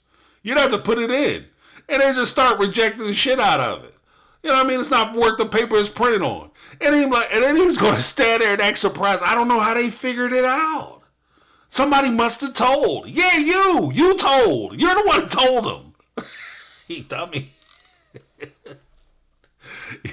Pride goes before the fall, Jack, every time. So you have that. Then you have, what is this, and like I said, I love the fact that he's on there telling on himself. That's awesome. What's this? Forgive me. Oh, here's the thing. They did the presentation of the houses, like of the big house, and what it was going to look for. Lizzie B. It's called Sister Wives, not Cody and his Sister Wives. 5 Gingers. Is Cody passing? Oh, yeah, I can put it up. 5 Gingers is cool name. 5 Gingers. Is Coyote Pass Coyote in a homeowner location? We are in one and not allowed to have Airbnbs, but it depends on the association. They are not allowed to have Airbnbs. Or more to the point, they're not allowed to have rentals on that property. That's part of the first clip I played where they were talking about, maybe you couldn't hear it because I noticed some people, the sound is jacked up. But there is one clip I played earlier where they're basically saying, Cody was admitting that they don't, like, you can't build another structure aside from your house that has a bathroom in it. So if I built a shed out back and I wanted to make it a workout room, put a gym in there and put a bathroom in, so I wouldn't have to try to leave the shed or leave my workout area and come in the house, or I wanted to build like a woodworking. I do woodworking. So sometimes as a hobby. So I can put my saws and my drills and all my stuff and my woodworking equipment in there and create like a little shop and have a bathroom. That's how strict they are as far as that's concerned. So no, you can't have a place where you could potentially rent stuff out. So the idea that Cody thinks that he's going to be able to do it lets me know that, again, he's in a position where he thinks he's flouting the law. He thinks he's better than the people whom he has to answer to.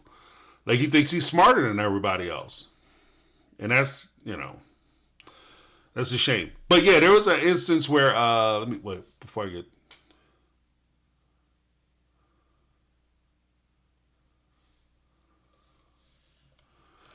Yeah.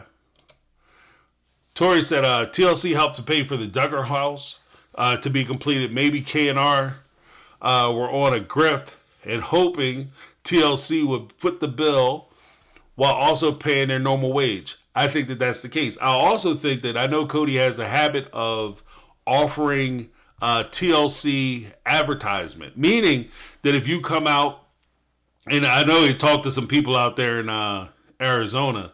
Yeah, if you build this, if you do it at a reduced rate, then I'll put you on my show on TLC and that'll be free advertisement. Nobody's doing that shit for exposure, bro. Nobody's doing that for exposure. The people who would be building a mansion property in your location, if you're building mansions, you don't need exposure. You don't need exposure. Especially on a television show. I don't need I don't need to be on TLC. If I'm building $5 million, $10 million homes, I don't need to be on TLC. Just grab it with the $5 or $9.99 super chat. I'm sorry, I didn't mean to disrespect you.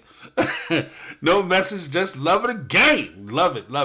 Thank you so much. I appreciate it. Nick Offerman. I'm not sure who that is.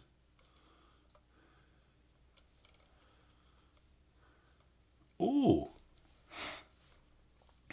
Yeah. Thank you, Just Scrapping. I appreciate it. Tina Cook. Don't forget, as Mary and them are having this breakup talk, he had the nerve to ask Mary if she still wanted to look at the land and build. Yeah, because he's trying to steal that land. They're trying to, look, Kody Pass, they're not trying to build nothing on Kody Pass. They don't have the money to build on Kody Pass. Here's my opinion. They don't have the money to build on Kody Pass. That's not a thing. What I think he wants to do is, I think he wants to acquire as much of Kody Pass as he can, and he wants to hold it and then sell it when the show ends. And that's how he plans on financing a lot of the foolishness that he has going on with Robyn.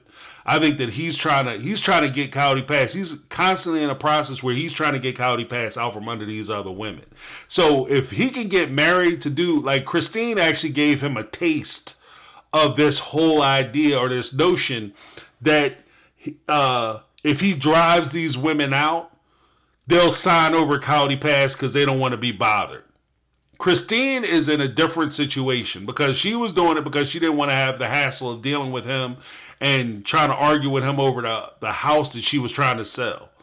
So Christine played it nice. I don't want to be an ass, but I might have done it a little different. Because if you have the house in your name, the house is in your name, the same way Cody will sit there and talk about laws don't mean nothing, paperwork don't mean nothing, we have a spiritual this and a spiritual that. It's funny to me that as soon as he married Robyn, the first thing he did was go down there and put his name on her house. Because that don't mean nothing. When he bought that house with Robyn, he made sure his name was on that big ass house with Robyn. Every time he makes a move, he does all the legal stuff, but then he tells these women that don't worry about the legal stuff. That's just paperwork. You just sign this. Don't worry about reading it. Just sign it. That's the game he's playing, because I think in his mind, he thinks everybody's stupid. Mary is not going to just sign that property over. And the fact that she sat there and asked him about it, especially, he wasn't expecting, and Robyn wasn't expecting it. When she asked him about, like, okay, so you get 4, and then she gets 4, and I get 2? How does that work? Bitch, I can count. You know what I'm saying? So you get 8. Huh? What do you mean? No, we don't get 8. She gets 4. I get 2. Then you get 2. Then I get 2. Yeah, 2 plus 2 is 4. 4 plus 4 is 8. I can count. Thank you very much. You know what I mean? So we need to talk about that. And more to the point, if we're not going to talk about it, we're not going to split the land up equally, then because I don't have enough kids or whatever the case may be, then fine. I should be paying less. Why am I paying equal, if not more, than somebody else and getting less? These kids ain't my responsibility. Hell, they won't even let you see. Mary, if you ever listen to this, Mary, they don't even let you see them damn kids. They don't even let you see them. So how you going to be responsible for some kids they won't even let come visit you? Forget that. Yeah, thank you guys. Make sure you hit that like, please. Thank you. Appreciate that. Yeah, Vonna, he's a con artist. Damn right.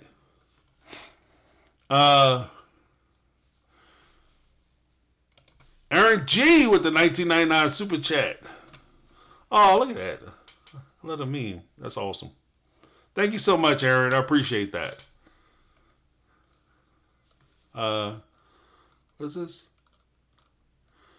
Aaron in the house. Love the game. That's what I'm talking about. But no barn dominium. That's what I'm saying. Like, the whole time he just look you in the face and say a bunch of bullshit. And that's what will get on my nerves. Like, I can handle if we were like if I was in the situation where these ladies was at and we were making decisions together and maybe things didn't work out like we planned. Okay, fine. I can handle that. But please don't look me in the face and feed me a line of bullshit and then you're going to be mad when I start calling you on it. And more to the point, don't tell me a bunch of crap. You try to feed me a bunch of crap and then you're mad because I start asking questions when you start saying stuff. You've consistently been proven wrong on every decision you made, especially every major decision you made. It turns out to be a bad decision. Then when people start asking you questions, you act like you have a winning track record. I don't understand why they asking me my business. I make decisions for the family. I'm the leader. I'm the patriarch. I don't understand why they asking. They asking because you keep making mistakes. You have unforced errors. You're selling the house that's worth. You're selling the house that you bought for $400,000. $400,000. You try to sell it for $650 something. The market turns around and says, nah, that house ain't worth $650. So you're like, oh, gotta lower, because I put it up too early, and now I got a fire sale because I'm going broke. And this is part of the reason why most of the people start realizing what you're doing. They don't even live in these houses anymore. In fact, they moved to Arizona. These houses are just sitting there costing them money. Every month they have to write a check to pay for that house. Can I do story time? Now would be a good time for story time, I think. Hold on one second.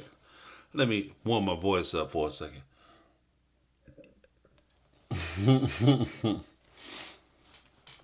Lizzie B, gaslighting is strong with this one. Story time! Alright guys, look, I'm gonna tell a story. And again, I'm not a financial genius, I'm not a super negotiator, none of that. I'm just a normal dude. Right? There was a time, a few years back, I went down to a car dealership, I was just looking around. And me and my lady was looking around. She was thinking about getting a car. I said, okay, I'll go with you. I'll look around with you. Went down and walked into a car dealership. And they had a truck, right? Now, the truck was new. And by the time we went in there, they were selling it for $30. Brand new. That was the MSRP on the truck was 27. I think it was 27, 26, something like that. I started talking to the guy, showed a little image, did a little test drive or whatever. Got to talking to him. By the time I got finished talking to this guy, I had him down for that truck that was going for 30 something. I had him down to $20,000. $10,000 off of what their price was. Is it because I'm a fantastic negotiator? No, not at all. Not at all. I didn't give a shit because we wound up not buying it anyway. But I didn't care. The reason why we were able to get it down so low is because the truck, they were already getting ready to start rolling out the next year's truck. This is the truck that would have been technically a holdover. So I forget the year we went down to look at it, but say if it was this year, it would have been a truck that would have been a 2023, right? So you got them 23s on a lot, and then they roll out the 24s. They want to make room for them new 24s that they have coming. And for those who don't know, when you have a car dealership, they don't own those cars. They don't buy the cars from the manufacturer and bring them to the lot. What they do is they lease the cars. So if the car is sitting on the lot, the longer the car sits on the lot, the more money they're paying. And after a while, they go from a point where they have like the money that they want to get for the car, then like the above beyond profit, then you cut down to the MSRP, which is a manufacturer sale recommended price, right? That's the money that's going to give them a little bit of profit. And this is where the manufacturer like Honda, Ford, Toyota, Chevy, whoever, Dodge, this is where they say, look, you can sell this car and you'll make some decent money. We'll get our money, you'll get your money, it'd be great. MSRP. Then if the car sits on a lot longer than that, then it's starting to cost them money. So every month that car is sitting there, they writing out a check to the manufacturer for the privilege of having that car sit on their lot. And while that car sits on a lot, anything could happen to that damn car. Like the sun is beating on it. You got people coming up there wanting to drive it. The guys who are working in the back, where they're pulling the service cars around, they can drive through and tear it up. So anything, they just want to get rid of it after a while. And that's usually how you get the negotiation. When you have a house that's sitting on the market, especially when somebody is in a desperate situation and they have to sell that house, that's when you come in and you do the hardball negotiation. If you have somebody who is living in the house and they kind of half-ass don't want to sell it anyway, like you have a husband and a wife, and the wife wants to move but the husband don't, or the husband wants to, in this case, Cody wants to move, but Janelle and Christine don't. If they were still living in the houses, then, oh well. You know, well, I think we should be able to get like $50,000 off of this house. Oh, no, I'm good. I'm good right here. I'm staying right where I'm at. But if you living in a different place and your money is running out, and I know your money is running out, then that's how you get into a position where I come in, you trying to sell your house for $670,000. You put it on the market, and then I come back and be like, I give you $603,000, $603. I'll walk away. I'll write you a check today, and we can, I'll get my loan. We can go to the closing today, and you can get out of this house, and you can start living your life. You're only gonna make a little bit of profit, but at least you won't have a mortgage payment next month. And they take advantage of you. And that's how they got him. That's why Cody made it was so stupid. You have to plan that stuff out. And then Robyn sitting there, people do this all the time. Yeah, of course you're going to say that because you don't give a shit about money.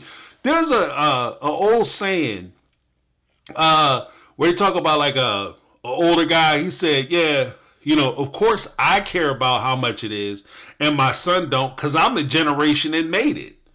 His is the generation that spends it. If you make the money, you earn the money, you know what it took for you to get the money, then you're a little more conservative. Janelle knows how much it took for them to be able to get into those houses and what it took for them to be able to put the money aside for them to be able to afford to move into those houses. Robyn don't give a shit because she don't know nothing about it. She just go to sleep and all of a sudden it's like magic. The stuff gets taken care of. She gets the nicest. Hell, not only does she get in on the purchase, she gets the nicest end of the purchase. So of course she doesn't care. We just go ahead and sell it. I don't know what the problem is. And then she had like I said, when they sit up there talk about we in financial trouble, she in that same conversation. Do I have that? Oh, do I have it? No, I don't. Damn it. There was Eric G in the house. Oh, thank you so much. 999 super chat. Thank you so much. I love the emoji. Throwing the love. No message, just the love. Not Eric G in the house. There was one point where Cody was basically telling them, well, during that conversation, I wish I kept it. During the conversation when they were sitting around the table and Cody was basically saying, we got to sell the house, we got to sell the houses. And Janelle was saying, we put the houses up late, we're not going to be able to sell them before springtime. We got to sell them, we're financially ruined if we don't.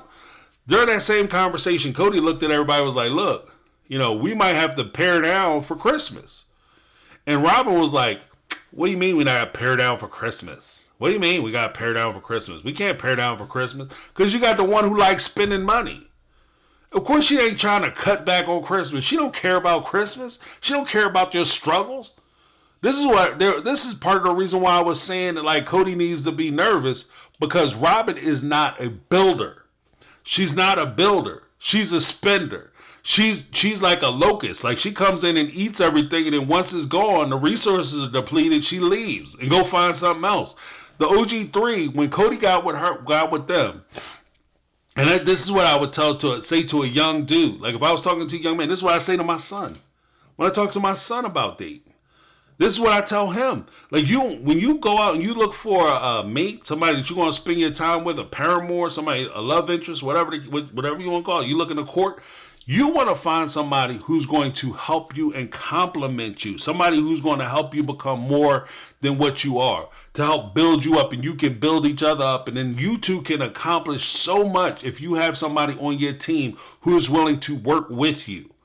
You can accomplish anything at that point. When you up, y'all up together because you help to put each other up. If you get knocked down and you got a builder, that builder is right next to you because she knew what it took to get you where you were. And she's right there in your pocket. She's telling you, talking to you the whole time, holding you down. And that person is going to help you get built back up to where you were, if not higher. You have a better chance of surviving with that person and thriving with that person. If you get with somebody who is just with you because of what you have and they like you because of the stuff that you can give them, then what's going to happen is that when you no longer have and you can no longer give to them, they will move on. Robyn is not there to hang out with you and support you and hold you down. If Cody gets knocked off TLC tomorrow and them checks stop, all of a sudden he go from the six-figure man to the fries with that. You know what I mean? If you go to that, she is gone, dude. She is not trying to struggle with you. She is not trying to struggle with you. You are going to be struggling by your damn self, bruh. 100%. I'm just saying. What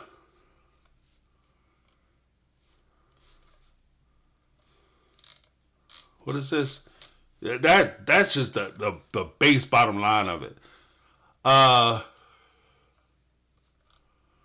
Yeah, right. We need to pay off County Pass and buys the pony ring.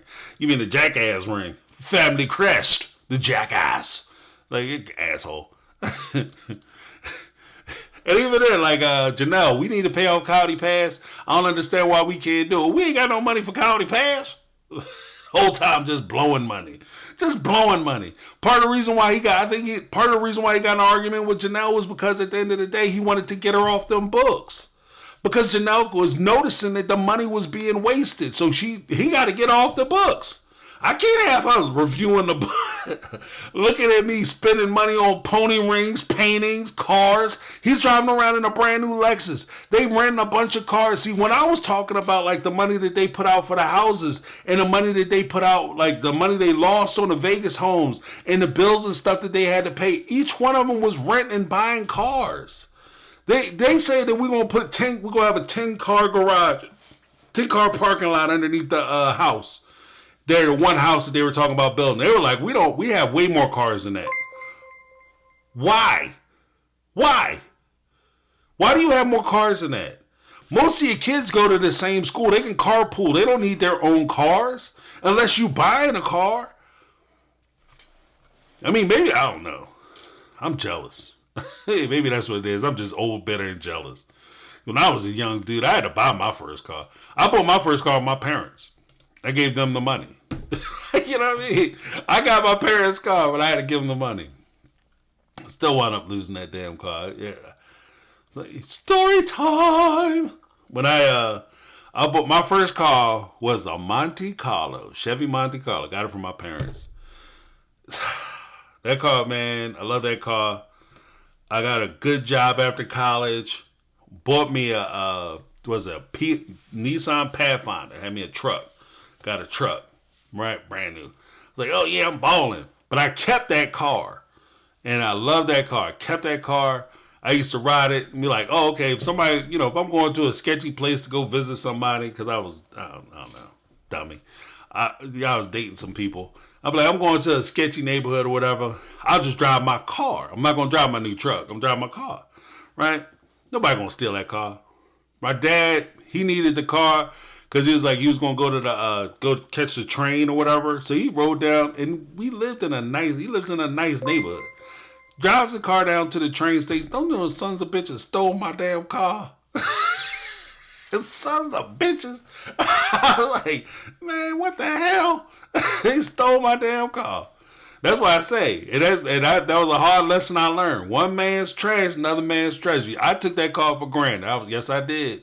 And I learned the hard way. You don't take stuff for granted because you be sitting there looking at it like, oh, nobody gonna steal this car. Nobody wants this car. This car is older. It's an older model car. But I liked it because I valued the car. But somebody else liked the car and they knew what I had and they valued that car too. And they stole it. I had another buddy. He had a car from Training Day. The one that Denzel Washington was driving in Training Day, except for his car was actually nicer than the one that they had on Training Day. He had bucket seats, like he had the Super Sport Edition. We had Monte Carlos, me and my buddies, we had Montes. But his car was nice too. Rachel in the house. James, how do you know when you have the builder that will struggle with you? Get on the bus. $10 super chat, thank you. You know what it is? It's not one thing, it's the little things that matter. It's the considerations that they have for you. And what they talk about, what they dream about. When you talk about your aspirations, things that you're trying to accomplish, what kind of conversation do they have? Are they looking for you to do for them, or are they looking to do with you? There's just subtle differences in the conversation and the way you address things, the way you go about things. Like when you can tell, like if you're really looking, like you can't look at the beauty or the booty. You have to look at the what the conversation's about, what their ambitions are, what their dreams are, what their goals are. What do they consider you when they're doing things? Like the little considerations that people have when you're dealing with each other. It's the little things that people do. It's not the big grandiose, when I get on, I'm gonna be the king of the jungle and we're gonna have matching Porsches. My dream is for us to have, your favorite color Lamborghini, my favorite color Lamborghini, sitting in front of this big old mansion. That's not it. That's what, everybody does that shit. I see that. I used to see that all the time on like Facebook and Instagram and all that crap. But usually for me, like I said, it's the conversations that you have, the things that you talk about, the considerations that they have. Like if they take you in, if they are dedicated and committed to you, and they have that level of dedication and commitment to you and into your dreams, they see your dreams as their dreams too. Like, so when I'm with somebody, whether it's a friend or whatever, like my brother, I want for my brother the things that my brother wants for himself. And if I can help my brother get something, like, to be honest with you, like if I wanted if I won the lottery, or if I came into a huge amount of money, I would try to figure a way to be able to give something to my brother so that he can get on and do the things that he want to do. Not because it helps me in any way or helps me shine, but because I want to see him winning. I like seeing people win. Like, truth be told, I like seeing people win. So if there was something I could do to help somebody win, I would like to see them win. I like to see them get the things that they want out of life.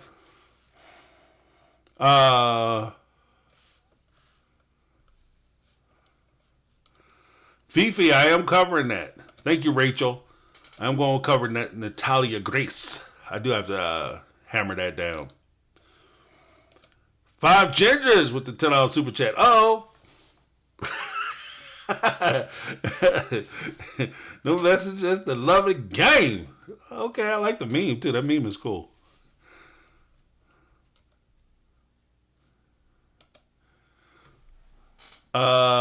Deuce looked up. He had Mary trail along to Flagstaff when she had a beautiful life in Las Vegas. Hilarious that after she moves her entire life, he says after 7 years he finally realized he can't be safe. Yeah, he wasn't safe without having that money to herself. The subtle difference, like Rachel, I think I want to explore that a little bit. Like the idea of the builder versus the consumer or the spender. When you talk to Robyn and you listen to Robyn and what she says, because it's not always like what she says, but how she says it and what she addresses, what she holds is important. So when Robyn talks about being secure, she talk about thinking about the family. Her actions don't match her rhetoric. And the thing she says, I love the family. It's all about the family and keeping the family together. But I could tell from her conversation when she was talking about Christmas. I wish I had cut that clip. When she was talking about cutting Christmas, or do I have it?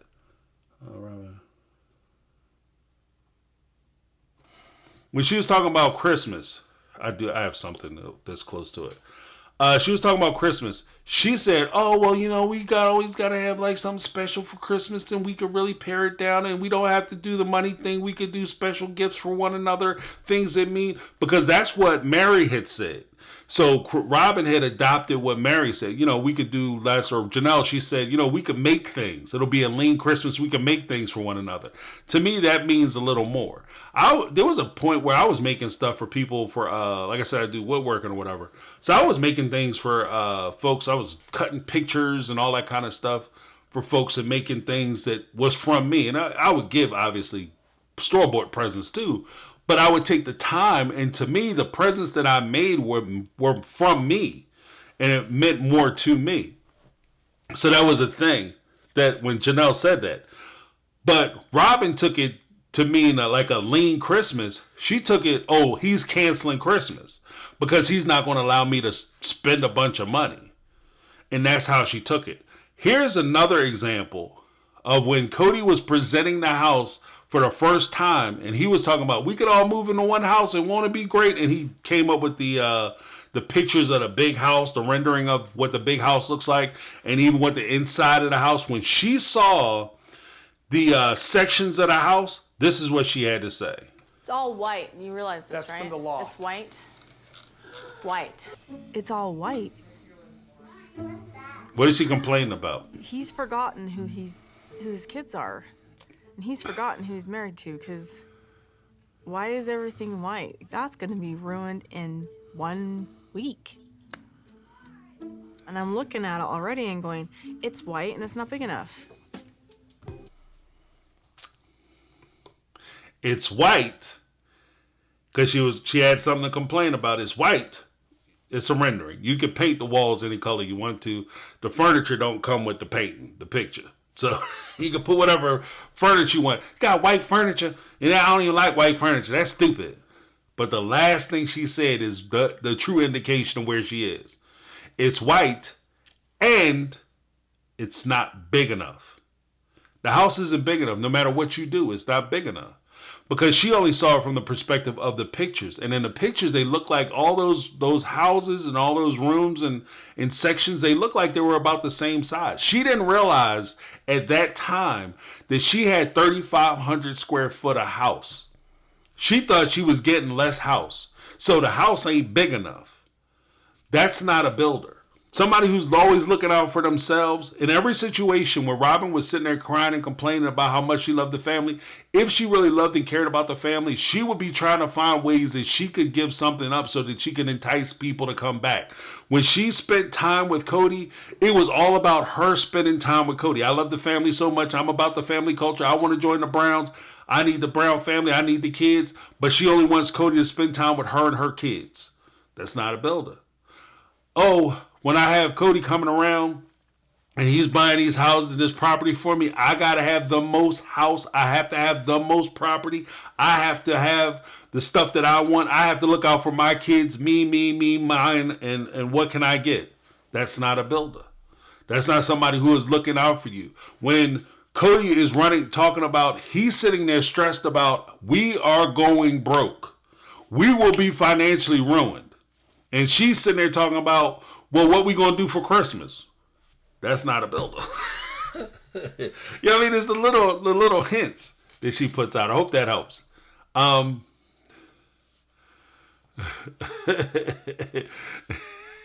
Audrey Bringer say, I love James. I've had some wine.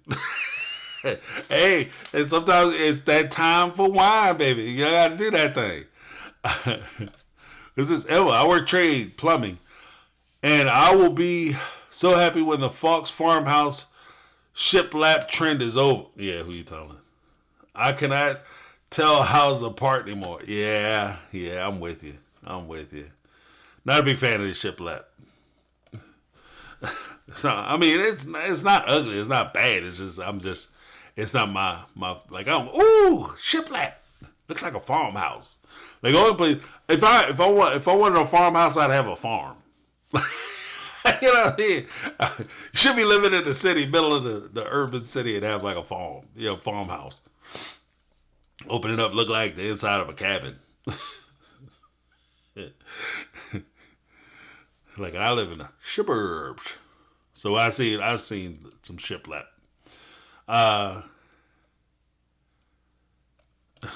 Who is this? Kody Robyn used many words wrong. The words safe and gaslighting come to mind. Yeah. They're gaslighting. Anytime they use gaslighting to mean anytime they disagree with somebody. I disagree with you. You're gaslighting me. That's not what gaslighting is. You just disagree with them. I don't believe you. And I'm not safe. They overuse the word safe too. Like relationships, like safe. When I think of safe, it's damaging or avoiding abuse, that type of thing. Like, so if somebody is abusive to you, they're hurting you, or they're damaging you, they're damaging your relationship, or they're physically intimidating you, then it might not be safe. But if we're having a conversation and we disagree with one another, we just having a disagreement. We should be able to have the type of relationship where I don't agree with you all the time. Like, you know what I mean? That's just natural and it's normal and to me that's safe. I wouldn't feel safe if somebody agreed with me like all the time. Yeah, we should sell a house in Vegas. Yeah, that's a good idea. I wouldn't feel. I need the counterbalance. Why is this going to work? Why are we doing this? Why are we rushing out? Why are we running away like thieves in the night? Why are we doing crackhead sales on houses that we already have so that we could potentially get houses that we don't even know where we're going to be at? What are we doing? No, we have to move. It's the only way we could be safe. Like, whoa. JJ Stevens, James, have you seen the video of the narcissist mom loses it when son refuses to come home? It's got all the textbook flags and tools, loud and proud. Now, I have not seen that video. Send it to me. I'll watch it. Well, that is one of the things that I had written earlier about this too. And I guess I was going to do my opening with it. Part of the problem is you can't tell when it comes to thanks for reminding me, JJ Stevens. The problem with the house, even with the idea of Cody saying that he has the one house idea and then having a huge disagreement with Christine about it. oh, I'm so mad at Christine because she didn't go along with the one house, and it doesn't make sense that she didn't want to do the one house. This is ridiculous. But the thing is that when you have a person who is like Cody, selfish, arrogant, ignorant, when you have somebody who is like that, an asshole, when you have somebody who's like that, it's very difficult for you to tell a narcissist no. That's the problem. You can sit there and give them reasons on top of reasons, rationale on top of rationale. They don't hear anything you say. I played the clip where Christine was explaining repeatedly why she doesn't want to move into the house, one bedroom house, or not the one bedroom house, God forbid. Goodness gracious. The one house. Why Christine doesn't want to do it. I lose mom identity. I feel like I'm a stronger parent, separate.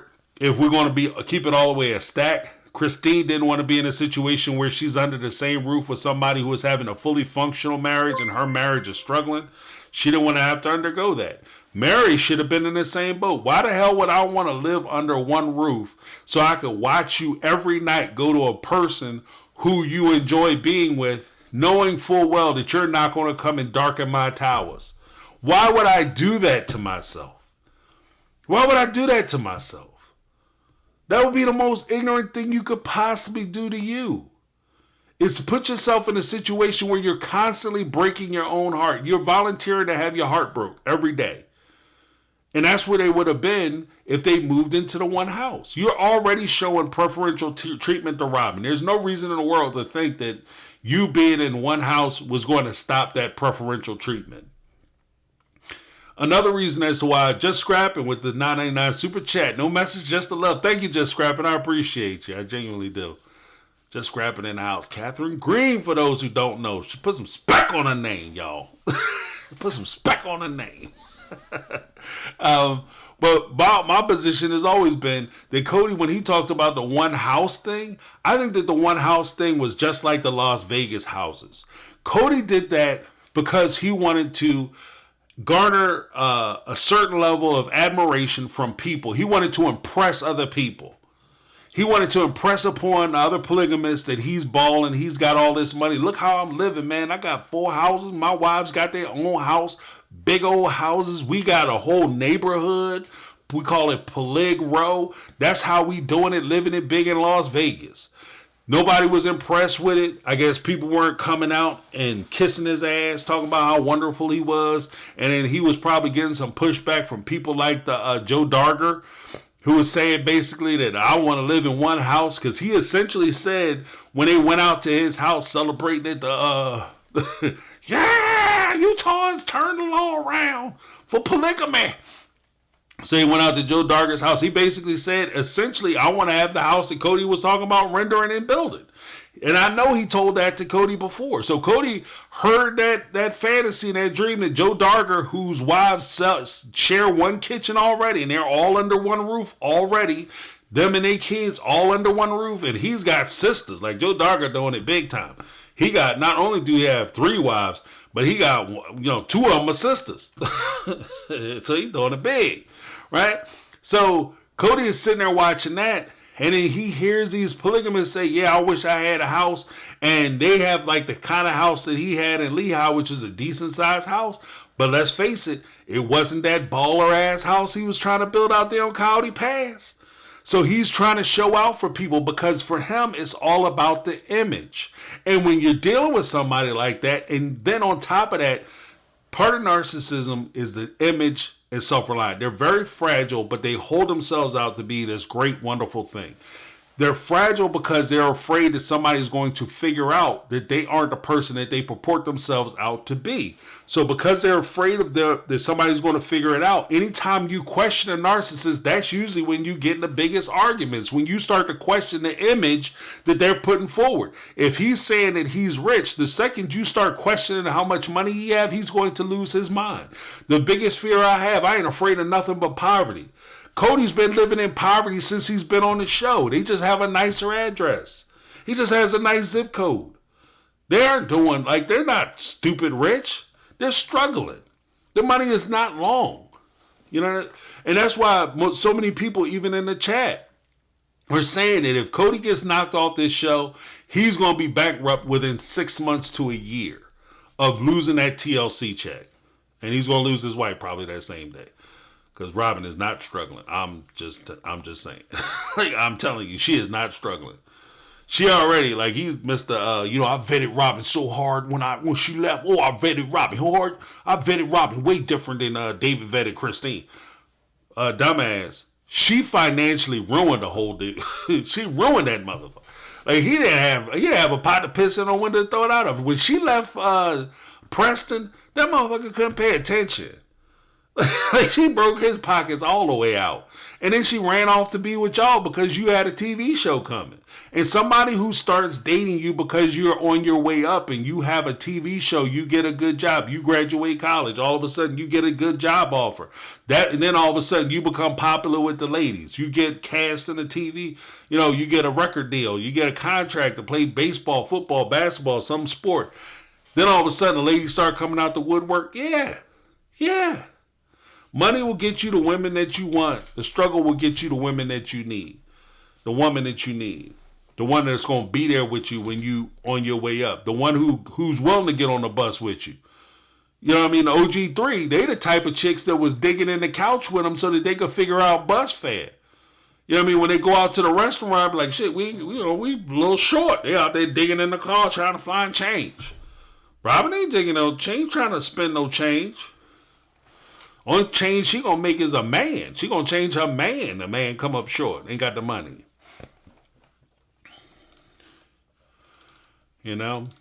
But what's this? Frugal is not safe. Yeah, she spent it on like, and that's another thing.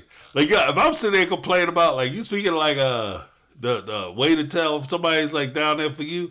If I'm sitting up there and I'm complaining about, oh man, I don't know how I'm gonna pay these bills. Oh man, my money is coming up short as a third grader standing in a ditch. Right? My money is short, Jack. I don't know how I'm gonna cover these bills. I don't know what I'm gonna do. And you stand there saying that, if your lady's like, or you get laid off your job, and you say, baby, you got this. Don't worry about it. I can pay this. I'll help you out. Bop, bop, bop. Okay, cool. Struggle piece.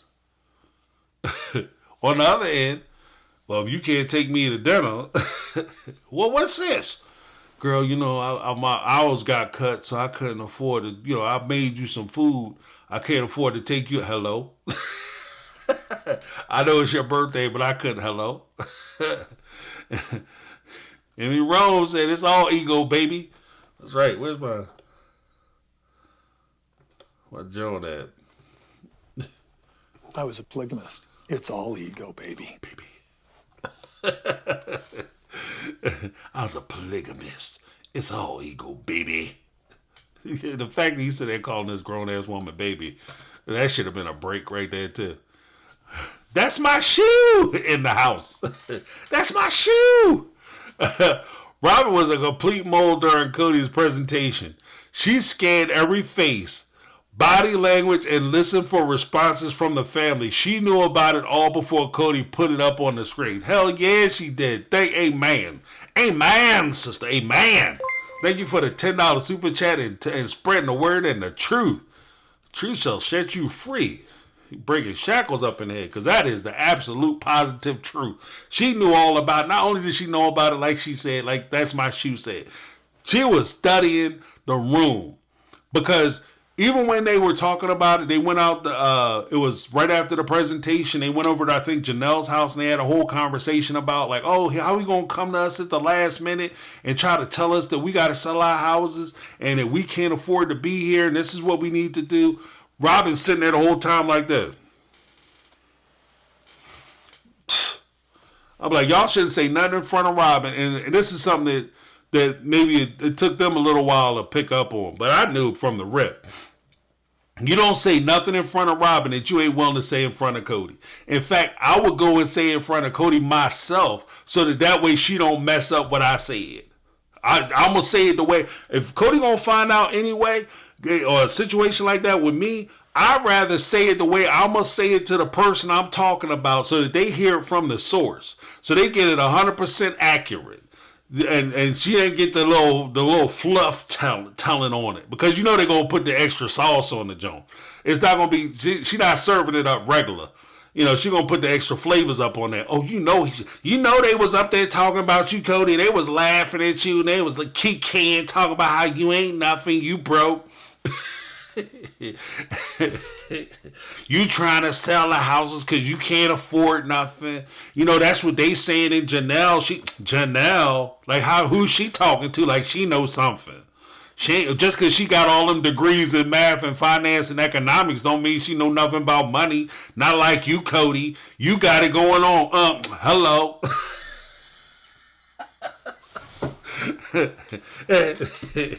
You got Mary. She sit up there. She got a whole bunch of stuff to say, but Mary ain't really say nothing. And then even then, when you ask Mary, what did she have to say? Nothing. Shit. Like I said, save it for him. You tell him yourself what you think about the whole situation. Let him know all rip what it's about. Because she gonna find out anyway. You got the whole, like that's my shoe said, you got the mole sitting there. She gonna go back and give him the full deets. She gonna run the report on him. She gonna act the shit out. So you might as well just go ahead and say it to his face. You know what I mean? And then that way we can have a conversation about it. I'm gonna say what I'm gonna say. You can say what you want to say. Then I'm gonna say, allow me to retort. And we can get into it. You know what I mean? Let's see, Christine only wrote one thing for Cody that he punished her for: destroying his delusion that any of these women would live in one house together. They weren't that family anymore. Robyn and Cody just couldn't admit it. Shit. You know what, Lord, I agree with that. But what's worse is if Christine would have said, okay, fine, let's do it. They never would have got it. They never would have moved into that one house. Robyn would have lost her mind. She would have pulled the plug on it. Robyn never would have agreed to that shit. Because she didn't. Like Robyn, even though she was going along with it, she know that's what Cody wanted. So she was going along with it. But she had zero. I don't think Robyn had any intention of moving into one house with these women. Ever again.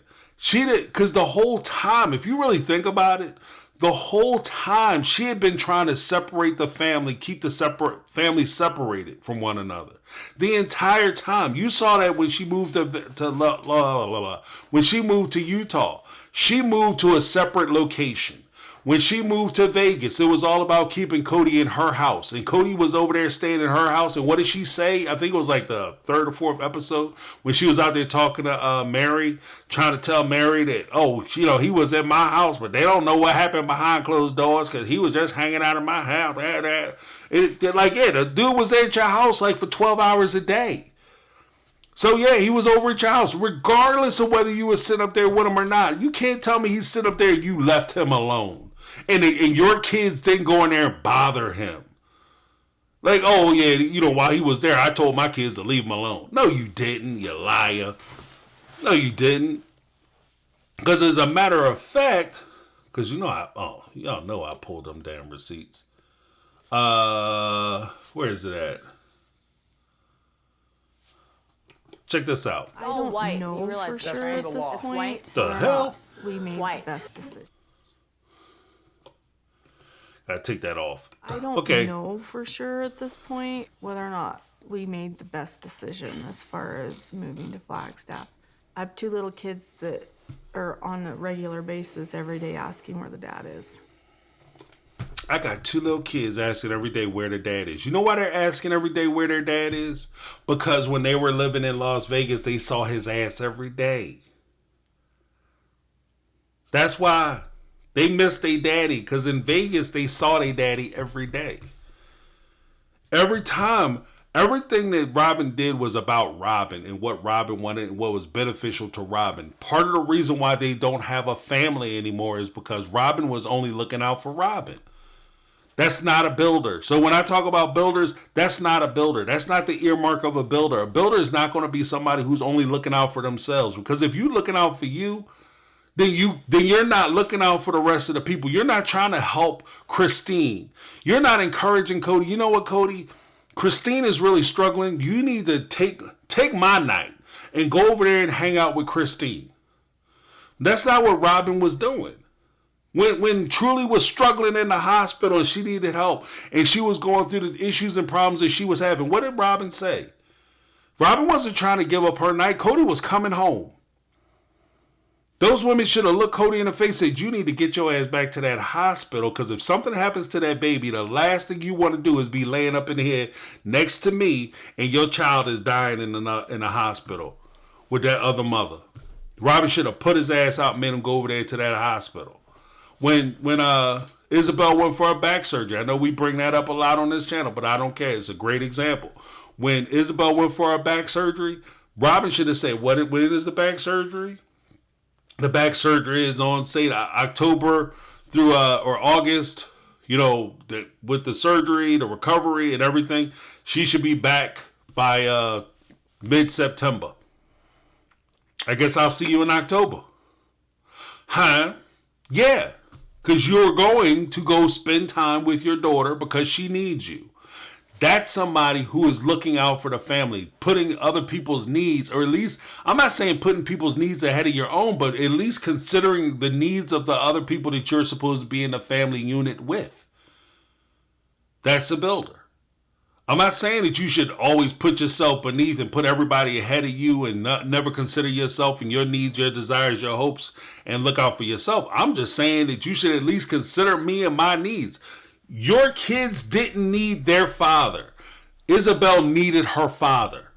She needed her father because she was going through shit. Truly, when she was in the hospital, your kids weren't in the hospital. Truly was in the hospital.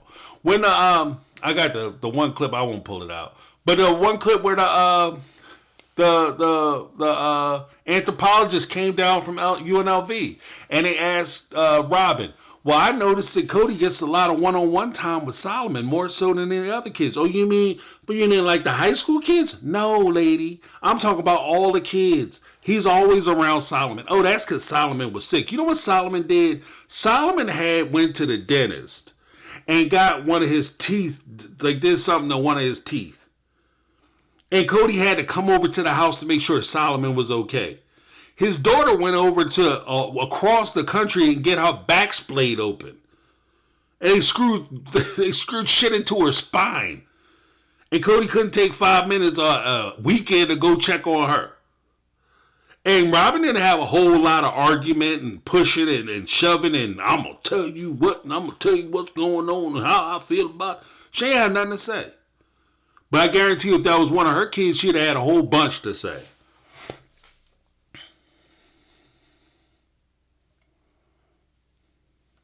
Oh.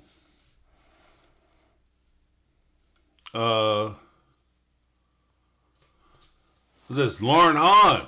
Times Kody did not cry on TV. Truly's kidney failure. Isabel's scoliosis surgery. Times Kody did cry on national TV. The adoption of Robyn's kids. Not seeing Aurora for 10 days during COVID.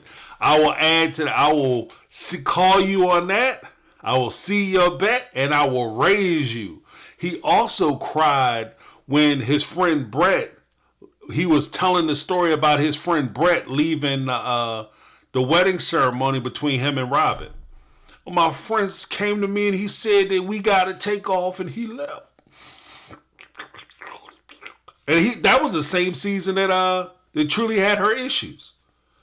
And that was one of the things I had said, and somebody had said to me, and I don't blame them for coming at me this way. They're like, yeah, that's why part of the problem, because you're making fun of him because he's being emotional about his friend. And I was like, it's not that I'm criticizing him for being emotional about not seeing his friend and missing his friend. That's fine. I have no issues with that. Okay, I think more men need to learn to cry. Shit, I need to learn to cry more. And that's all the way a stack. Right? Yeah, right. I'll tell the story after this. But what I will say is, it's not representative to me that it's not fair to me that you would cry for not seeing your friend, and you're open enough to cry about not seeing your friend, but you have a child that almost dies and you don't get choked up at all. One of the things that bothered me about that whole scene, and then I'll get to story time. One of the things that bothered me about that whole scene was there was a point where they were telling the family about it, about Truly, and they were all standing in a circle, and they said, okay, would you like to say the prayer? And they said it to Aspen. And Aspen went to talk, and she broke down. That shit get me every time. That shit gets me every time. Because the way she cried, that put me in mind of my daughter. Like, I saw my child in that. Because that's how my kid is. Like, she does that same stuff. Like, she tried to play tough, and she she let it up. Like, I'm tough, blah, blah, blah. She get cancer. I'm hard on the outside, I'm soft and tender on the inside. And if something would have happened to her brother, she would be the same way. Like, she would, okay, go ahead and say the prayer. Jay, baby, go ahead and say the prayer. And she would, she'd go to say something and she'll break down crying. And the way Aspen lost it, that put me in mind of. And that broke my heart. That touched me a certain way. And that's me watching a child cry about another child. Not me even thinking about losing the child. That's just me watching a child feel sad about another child. Her feelings towards another child. This dude sat there and watched his wife break down crying because his daughter, was in the hospital, and the people came and told him that how do you not even take a pause during that shit? He looked annoyed. I used to use it as it was one of the thumbnails I used, a picture. I pulled a still from it. Because she's there and she's crying. She's losing her shit. And he's sitting there like this. In the picture. Because he doesn't care. I can't believe I'm sitting here with her. She's so annoying. Because she's so upset. Nothing happened to that boy or that girl. She's fine. If a doctor comes to you and looks you in the face and tells you your child might not make it, that shit should stick with you. There's a couple times when, like even with my kids, like something will happen that, something will occur or like they'll fall down or like something almost happened. And I can name at least 3 or 4 times where I'm like, shit, that could have been real bad. And it affects you a certain kind of way. This dude, not at all. But I forgot the story I was going to tell. Shit. Oh, well. Just scrap it with the $9.99 super chat. No message, just the love. Dumping love on me. Thank you. Love bombing me. Appreciate it. And it's just it's a hard piece, man. What story was I gonna tell? It was Brett. Shit. Whew, getting old is ugly, Jack. They say memory is the second thing to go. I can't remember the first.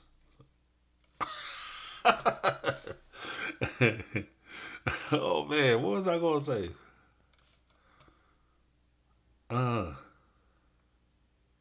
It was something funny too. I'll forget. Oh hell. So we want a story. I want to give you a story. No story time?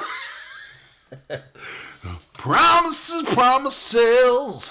All right, Papa Promises. What was that story? Let me see. It was Brett. Shit.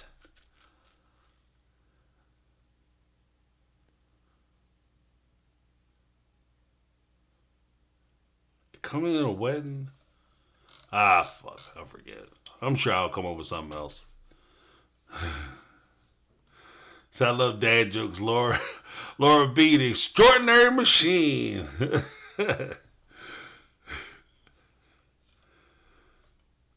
Okay. Yeah, boy, Troy. I'm Lauren's husband. I can't tell you how incredibly jealous I am for the validation she's getting here. The smile on her face is killing me. I really am her husband. All right, okay. That's awesome. I'm glad she's having a good time. I'm having fun too. The chat box keeps me alive. It's life. Welcome to the crowd. Yeah, boy, Troy. Yeah, boy. That's awesome. Oh man, did the story have something to do with Cody being a monster? Probably. Probably. It was probably something more, not as much self-aggrandizing, but it's more like, I forget what the shit I was talking about. I should start jotting a little note down. Cody Crown, because yeah, I know. I was talking about Brett. James has to scroll up to remember. I know. I'm old as hell. Oh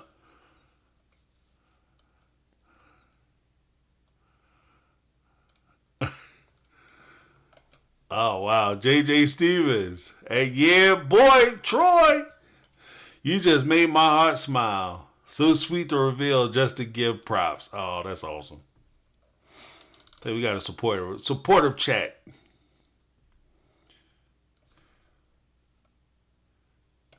Oh wow, what's this? I live in Vegas. The graduation scene was so upsetting. It became about Rob and messed up the fun of the ceremony. Thomas and Mac is so easy to get to. Plus, there is GPS. Yeah. Because it wasn't about her. I forget stories all the time. Yeah, it's not problematic unless you, like you say, it's not scary until you, like you always have that thing where you go upstairs, you forget why you go up there.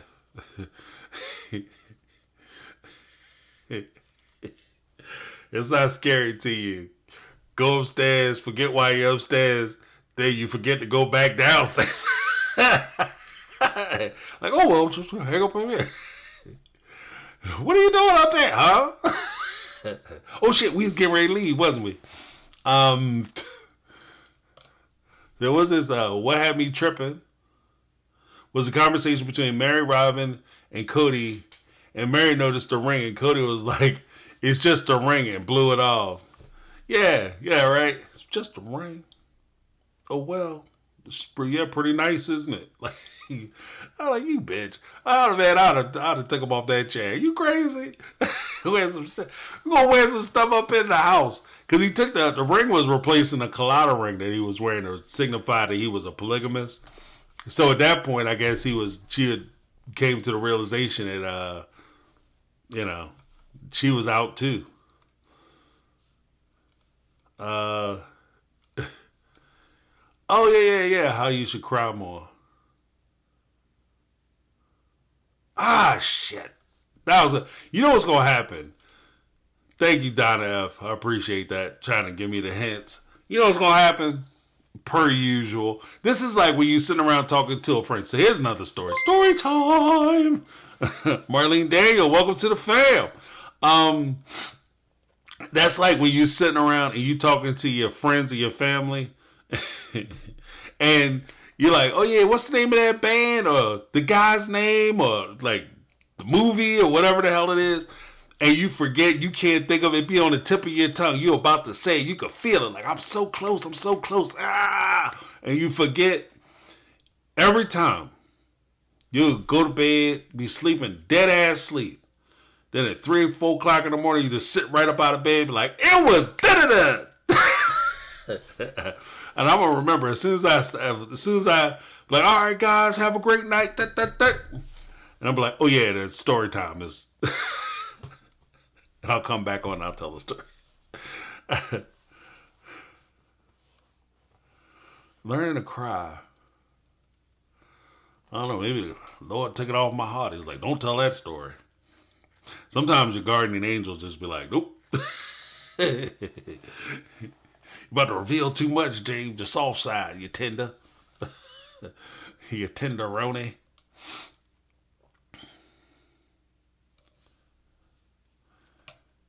Oh. Somebody said we might be watching a vow renewal next season. Hence the ring. Yeah. That'd be a waste.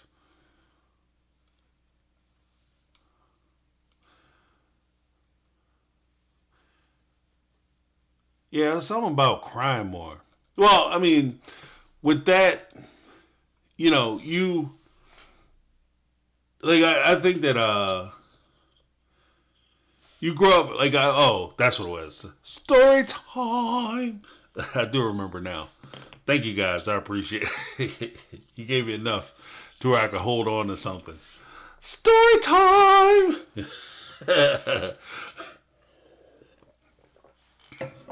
Now I feel bad telling the story because it's like a joke. You be like, it's so funny. Like, nah, I don't feel like telling it. Now you have to tell it, but it's not going to be nowhere near as funny as you thought. It's like, now it's oversold. But when I was a kid, my grandfather, because I come from a generation, or I guess I'm an offshoot of a generation where they used to say that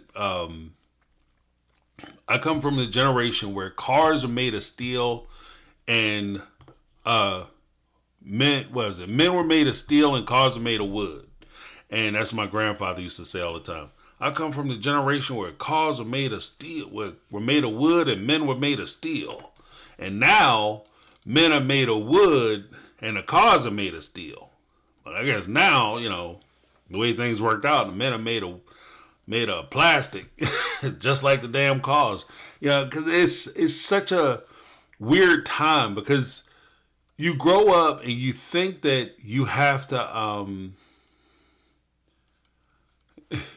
Oh, thank you, Just Scrapping. We love story time, and when you talk about yourself, wife and kids too. Thank you so much for the $4.99 super chat, and I appreciate that too. Like I try to, be a little revealing, not just too crazy. But thank you so much, Just Scrapping. Catherine Green in the house. Put some respect on the name. But when you grow up and with the macho man stuff and you're not supposed to cry, and part of the things that like I try to tell my son is that I don't want him to be like that, because and that's why I say like I wish I could cry more, because it's, let me turn this a little bit. There we go. I wish I could cry more because when you're not afraid to show emotion, it opens you up to more, to be able to receive more, feel more. When you try to shield yourself from crying and showing that emotion, then a lot of times you block yourself off from that emotion and you learn to deaden the response to some of that emotion.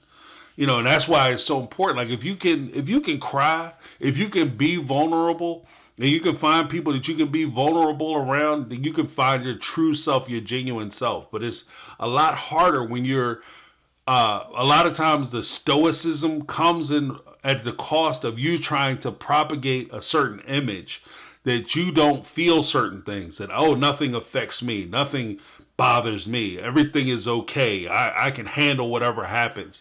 And usually that's when guys start walking in front of trucks, because you block yourself off so much and you get yourself into the mindset that nobody cares what happens to me. If anything happens to me, nobody cares. Nobody cares what's going on with me. And you start to isolate yourself and cut yourself off from other folks. And when you do that, you're not only cutting yourself off emotionally from people, but you're cutting yourself off from people who could potentially help you. So when you're struggling and you're going through things, which everybody does, because everybody struggles, everybody goes through shit. And if you're not willing to talk to people and show that vulnerability, and part of showing that vulnerability is admitting that you're having a problem, that you're having an issue, that you're going through something tough, and you need help. And if you're not willing to admit that you need help, you're not willing to admit that you're going through these things, and instead you keep that wall up, then you eventually kind of degrade and tear down yourself. And that's one of the things, like I've always, I admire guys who can be openly, sensitive like that. Not sensitive to the point where where they pulling a Robin, like every time you look at them, they, but to be in touch with their, like having that emotional intelligence to where they're in touch with who they are and grounded in their emotion. Everything in good balance. Like, you don't want people who are too happy. You don't want people who are too sad. You don't want people too mad. You don't want people too emotional. And when I say emotional, a lot of times, even that, I guess that's not fair either. Because even the idea of emotional or being emotional is usually described as you crying a lot or being sad. Emotional, and this is where guys get it kind of twisted when they talk about women. Oh, women are so emotional. Men are logical. Women are emotional. Because women theoretically are willing to cry more. But men are just as emotional because anger is an emotion. And when you if you ever do any kind of acting classes or anything like that, study acting, one of the first things you notice is that when you talk about emotion, a lot of times in acting classes especially, the first thing you notice is that the only emotion that a lot of guys especially start to show is anger. Why? Because anger is an easy emotion. Anger is the easiest emotion. Why is anger the easiest emotion? Because when you get angry, you can put up a wall and you can defend yourself. You protect yourself by being angry. So if something happens, mad, get vengeance, you can't hurt me, I'm going to hurt you. Anger. Vulnerable. Sad. Open. Something happens, I feel all of it. Good, bad, pain. Feel it.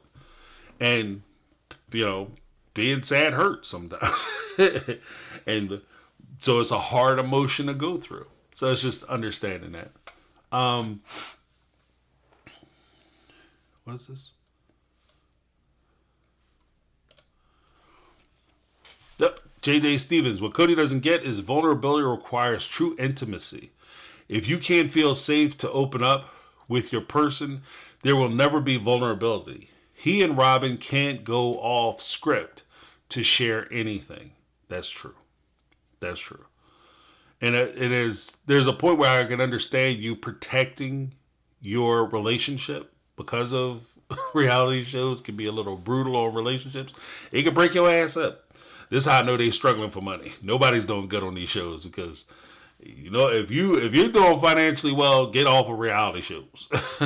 But in order for you to be able to make your relationships work, you have to be able to open up to people. You have to show them that vulnerability.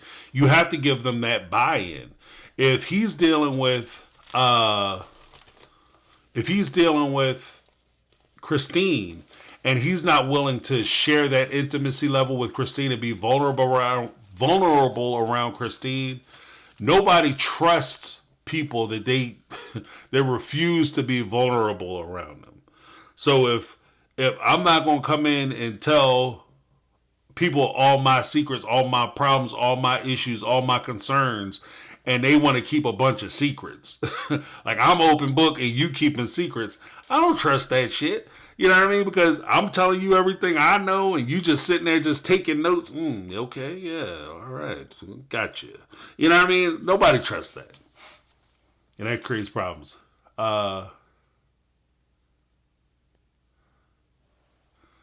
Who's this? Let's see, Michelle.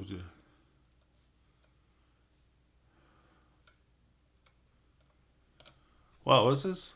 Lizzie B and Michelle Vittorio. If they do that, it means that they are petty. Robyn already had the big TV wedding, and it would show that they are jealous of Christine. She just had her own. Yeah.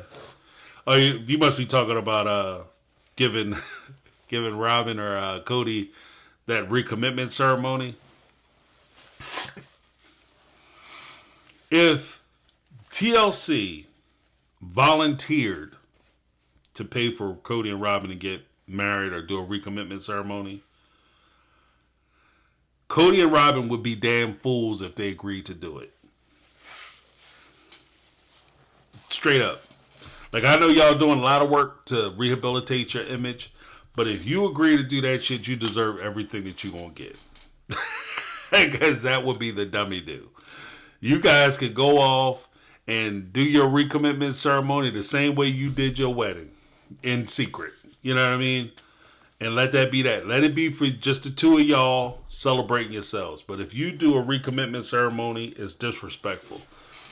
And I think maybe that's why. And it's funny, Lizzie B, you said that. But here's a little salt in the game. Maybe that's why it was so important for Robyn to get them to come to her off screen or off camera and give permission to her relationship with Cody. Maybe that's why she wanted that to happen. Because in her mind, if Christine, Mary, and Janelle came to her and gave her permission to be happy with Cody and be with Cody, then it's no harm, no foul that she went out and had a recommitment ceremony establishing and celebrating the fact that the two of them are going to be together. But because Christine, rightly so, said, "No, I'm not doing that," because she rightly so did that. Now there's going to be all the smoke when they come out with their little special, and it better not be special, because I'm not watching that. I won't watch it. I'll watch other people review it, and I'll do my commentary based on that. And normally I don't like to do it. I like to go right to the source, but I'm not going to support it because it would be too much. Lauren Hahn, they say it's got to be a rumor. There's no way they would do that. No way. I've seen stupider things, especially out of Cody. So I don't know.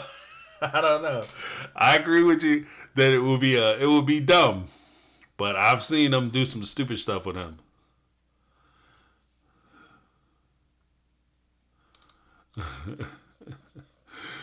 What's this? Rachel, what did she say? Rochelle?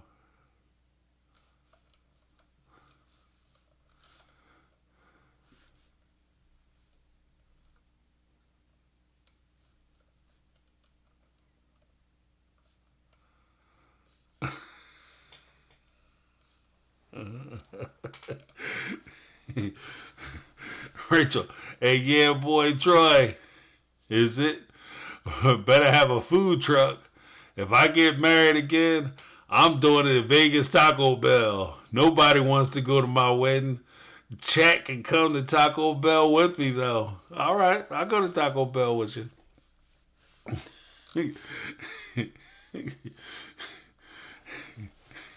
I don't even like Taco Bell. What's gonna happen?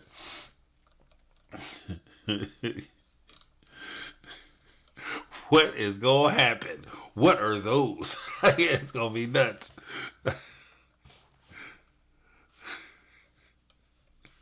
Dragon and Winterfell.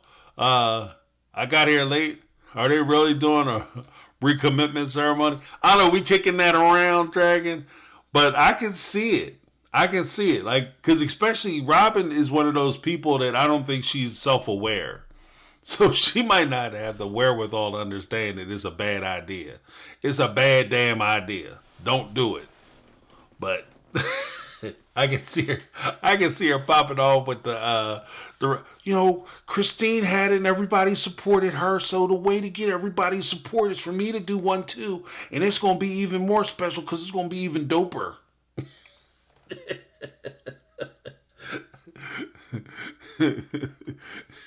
I'm gonna be doing the most. Like, nah, it's gonna be terrible.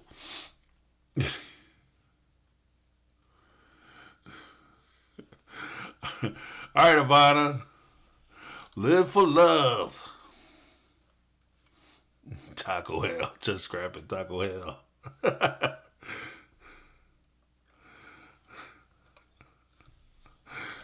Yeah, Baker. Boycott. He wants the money due to ratings. Yeah. Because, I mean, that's another thing. Because the reason why Christine was able to get that is because there was such a big interest in it, in her wedding and the proposal and all that. So he turned it into a special. He wanted to be part of that because he needs the money and he wants to be a part of that. And that if they could get their own special, then that would be more money for them. Because again, with the reality shows and the way the pay structure works, you only get paid if you're on screen. You only get paid for the time that they actually air you. So it doesn't matter how much film they use on you. It's all about how much screen time you get.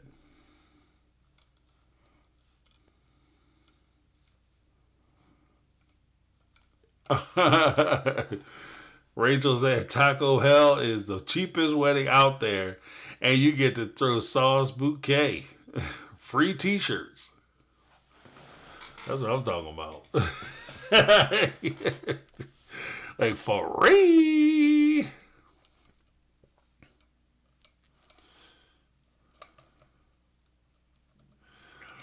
Yeah, I agree with that. Emma, I can see Robyn and Cody pushing for a special TLC would let them do it to watch them crash and burn. Yeah. And then they'll talk bad about them. Ooh, okay. Woman on Thin Ice said, I heard they had a film crew with them in Gatlinburg to renew their vows. Yeah, I think I think I heard grumblings about that too. I wasn't sure about it.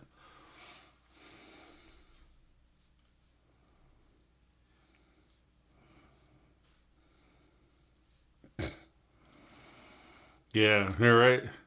Donna F. And Cody will be digging on Robyn, LOL. I hope that, on her special day, that Cody will be maybe digging on her. I hope. Ain't that how he put it? I hope that will be the case.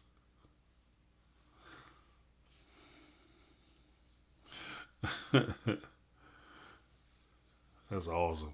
I hope.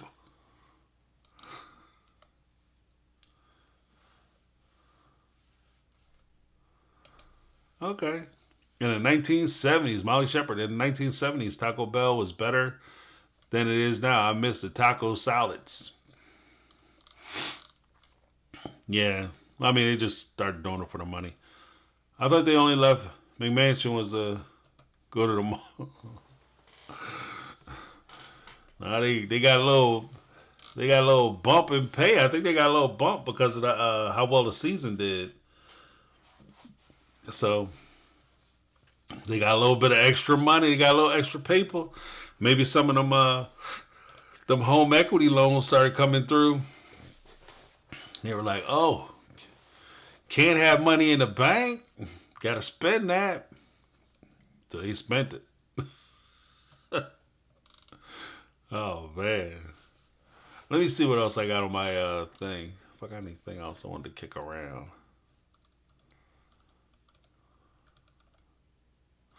Actually, just the last one. I'll round up after this. Christine, Christine, and Cody. This whole conversation is all about one big house. Let me see. My whole joint got messed up somewhere down the line.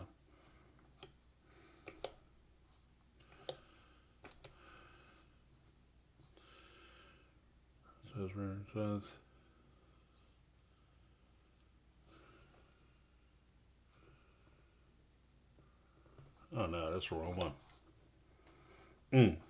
Let me go back. Take that off. And that one.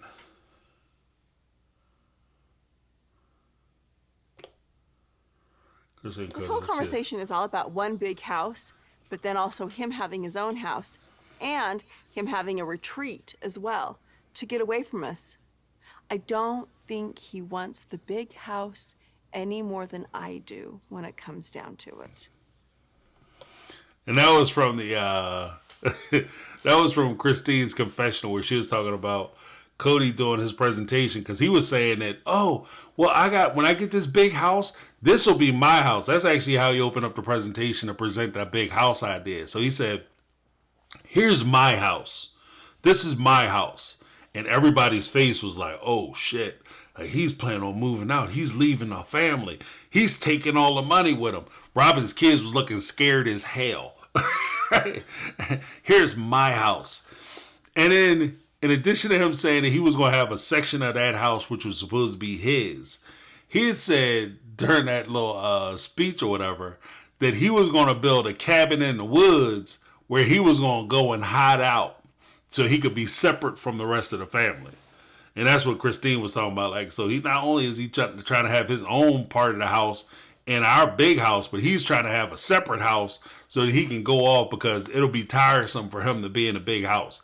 And that's what I'm saying. Again, another example of him saying things and blaming Christine for things that he himself has thought, felt, and perceived on his own, in addition to the fact They just weren't going to be able to financially do it. There's no way in the world they were going to be able to build that house. That house is too expensive for them to put up. And then I don't know what bank, to be honest with you, I don't know what bank would give them a loan to build that house. Because it's not like banks don't like just building stuff that they can't sell. There's no way in the world they'd be able to sell that house. Like they'd have to put down so much money in order for them to even think about securing a loan for that home. It would be ridiculous. Said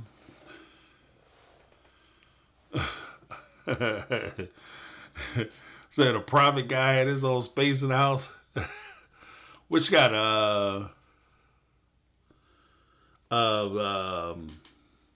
Herbal.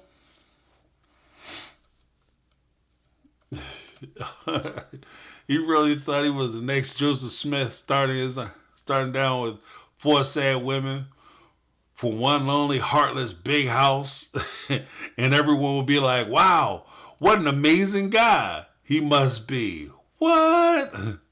No shorter than 5'9". Well, that's the thing, is that most of the guys in that religion, it serves to your ego. That religion in and of itself serves to your ego. And you have a bunch of egomaniacs who think that they're going to be God when they go to heaven anyway. And that these women are all basically going to be their servants when they get to heaven. And because they feel so highly of themselves, it pretty much fuels the flames for them to have these kind of things where you have them trying to kill each other and take over the other cults and all that other craziness. So it's not surprising that this happens.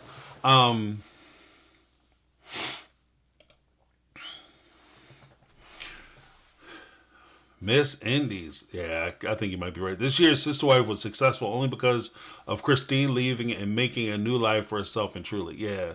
I think people wanted to see the celebration, and I think that that is a point that when you look at it, a lot of it, I think that you're right in the sense that the success of the show is exploded because of Christine, Mary, and Janelle leaving.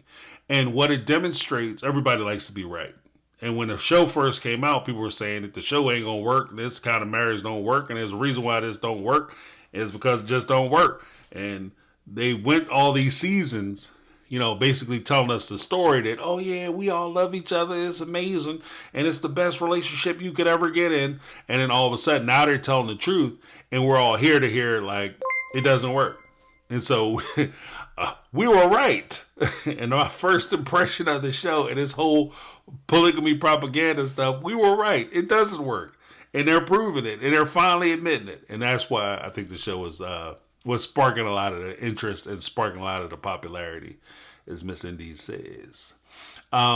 Just scrapping $9.99 super chat. Catherine Green, put some spec on the name. Thank you so much, Catherine. I appreciate that. Hold the player down. Cody is 10 ply.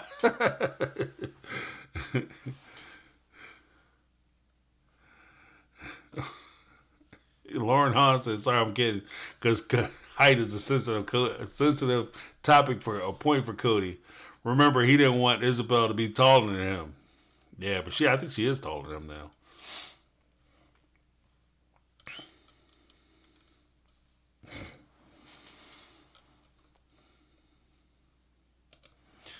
Yeah. Christine started a domino effect. Any other wives walk away from Cody too, but Cody pushed them away because he only wanted one. The only one he wanted was Robyn, and it was obvious. Yeah, well, you know what? There's a certain level of arrogance, and I said this before. I think there's a certain level of arrogance that went along with that belief system, where they feel that no matter how they treat you, you shouldn't be allowed to leave. They fully expected Christine, Mary, and Janelle to stay a part of the family, no matter what they did to them or how they treated them. They never should have been able to leave. They should have stayed a part of the family, and they should have kept writing and stroking them checks out to make sure that their livelihoods continued the way they wanted them to go. And because they didn't, then all of a sudden, they showed a vulnerability. And when Christine left, and she was able to get the happiness and the man and the new life and the new beginnings, that she wanted, then a lot of the other ladies like, whoa, you can do that? I didn't know you could do that. She did that. And that was also part of the reason why I said that Mary, when she got stuck with that catfish, that in itself was a lesson as well.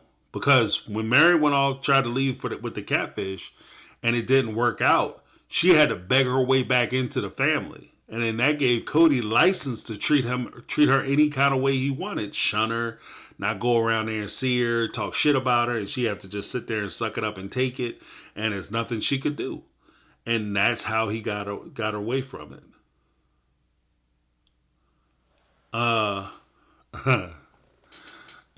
So I think that's an excellent point. Like that's also part of the reason why when a lot of these ladies leave these type situations and these relationships, that's why the shunning portion is so important, because you have to show them that if you leave, you will suffer.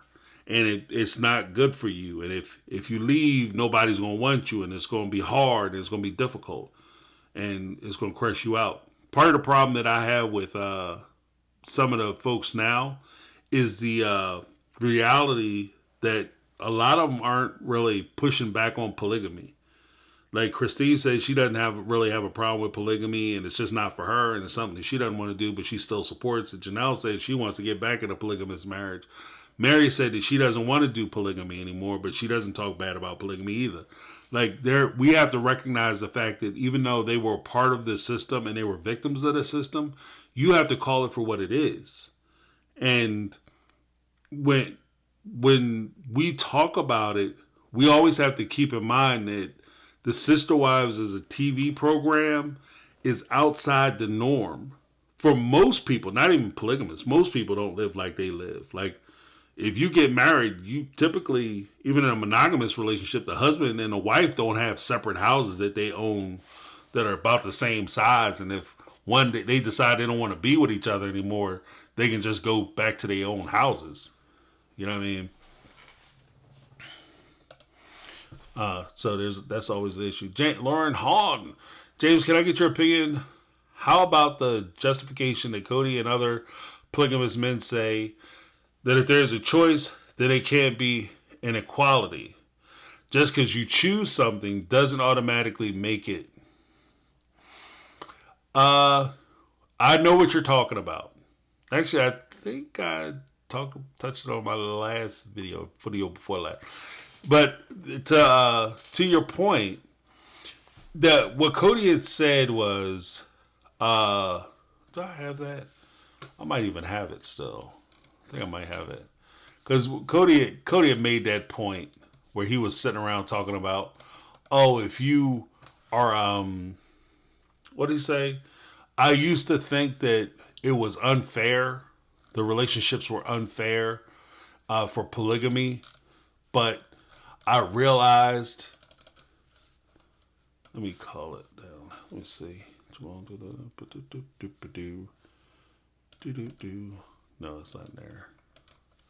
He said, I used to think that relationships were unfair, but then I realized that you have a choice, and if you can choose to be in,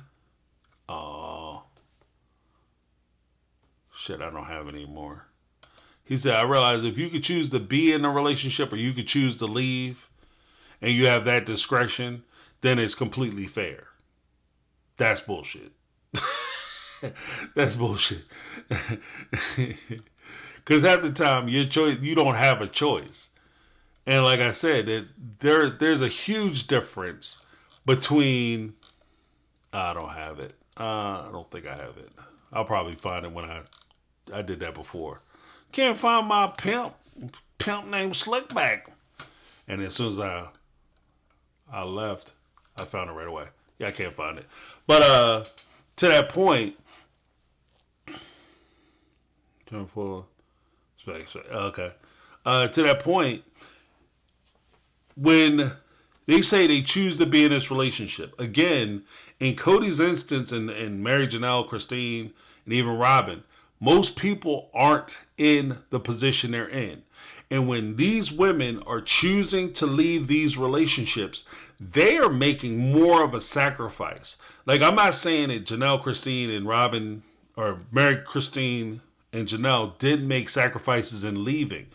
I'm just saying that for people who are in the same or similar situation that they're in, as far as wanting to be being in a polygamous relationship and choosing not to be in that relationship anymore, their decision is a lot more dire. So when they leave, they're walking out usually with nothing. If Christine would have agreed to go and live in that house, that one house, she would have had to make the decision to walk away with nothing.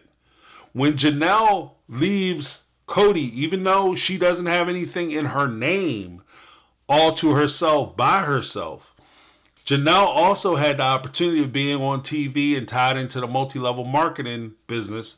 Check me out next week because I'll be talking about that. But she had that multi-level marketing business that she was able to propagate because of her appearances on the TV show. So she was walking away with a healthy check. She's walking away with a bank account. A lot of the women who are in these relationships, when they choose to leave, that's how messed up. I'm almost got my. That's how messed up these relationships are. When these women are walking away from these relationships, they're walking away with what's on their backs for the most part. And in some cases, they're taking their kids and they very well are running the risk that they may lose custody of their children. Because in some instances, if you walk away and they're able to shun you away from that group, so you don't have a support system, because all the people you know and all your family are tied into this institution, and you walk away from the family who's not supporting you, then the institution and your family turn their back on you. Your friends, your family, anybody you know, the church, everybody turns their back on you. You are on your own. And when you do that, you're walking away, you're trying to find a place to stay. You're basically trying to get started in life. You got kids. And all of a sudden, the state, oh, well, he's a polygamist. Yeah, but he has a house. He has a place to stay. You don't have a place to stay. We can't have these kids out here living no place to stay, no security, no shelter. And you can walk away and lose your children. And these women are having to make those choices. And if you are in a situation where you have to choose absolute destruction and or complete isolation and desolation, or stay in a relationship that you're not happy with, that's not a choice. In order for it to be a choice, it has to be equal at least a little bit.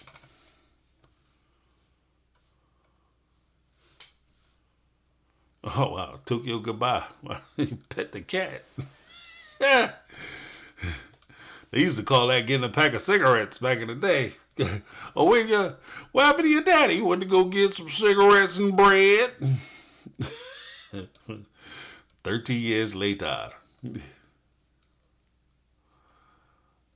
Oh, yeah. That's exactly Woman on Thin Ice. That's exactly it. Sister Wives, I did a video on that. Sister Wives, now we'll be talking about that next week. Sister Wives Closet was propagated as an MLM. They were going to use that as an MLM, multi-level marketing business.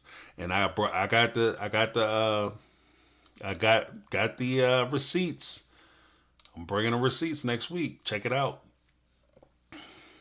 Sister Wives Closet is defunct. Yes, it is. But that's not, I'm talking about what they were trying to do with the business. The reason why it's defunct is because it was a faulty business, like some of these MLMs.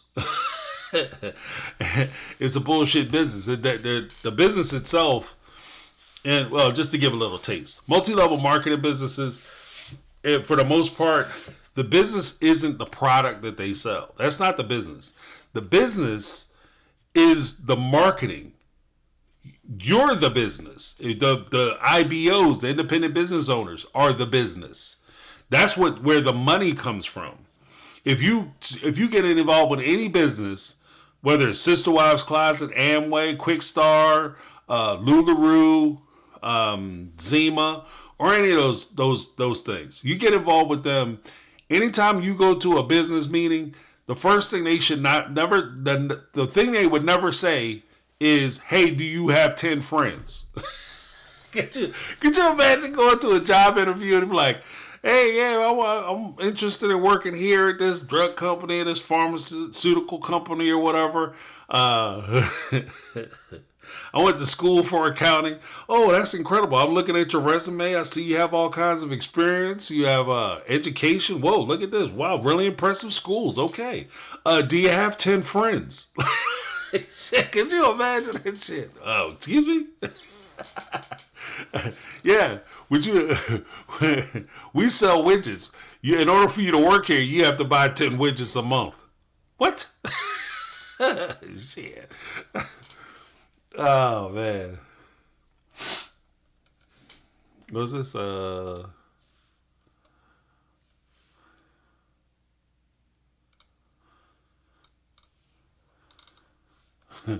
They say you ever watch the show Escaping Polygamy. I want to do something on that. There's another one that I want to do called Daughters of the Cult. That'll probably be another live I run too. Like you said, hide your kids, hide your wife, hide everybody, because they getting everybody out here. Hide your kids, hide your wife.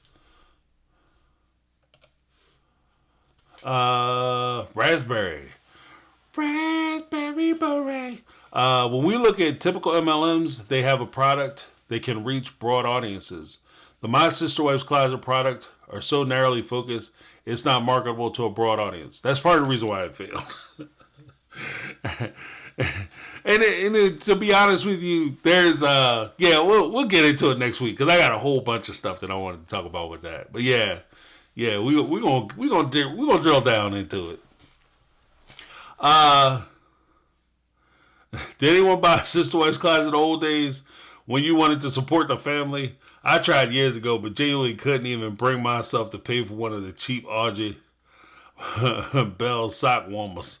Yeah, you know what? And that's part of the problem is that, when you look at a lot of the stuff that they were putting out, for the money they were asking for some of that junk jewelry, I say jewelry, funny. Jewelry. The money they were asking for some of that junk jewelry.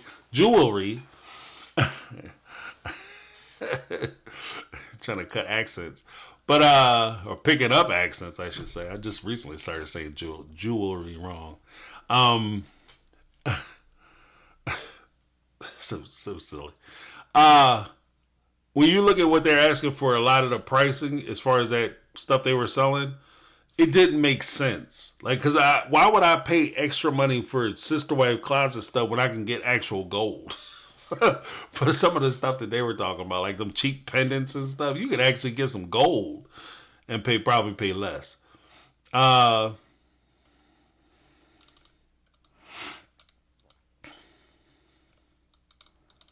Let's say read a couple more of these and we're gonna wrap it up.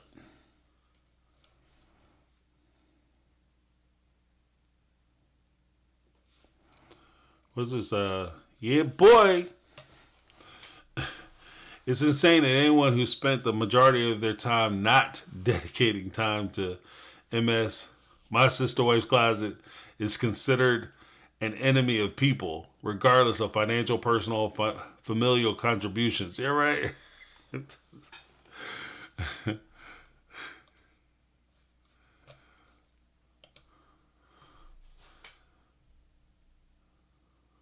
Yeah. I was adamant. Larry did not put the cash down. The design, materials, and cost was outrageous. Yeah, that was insane. But they thought they was doing it. They wanted high-end jewelry.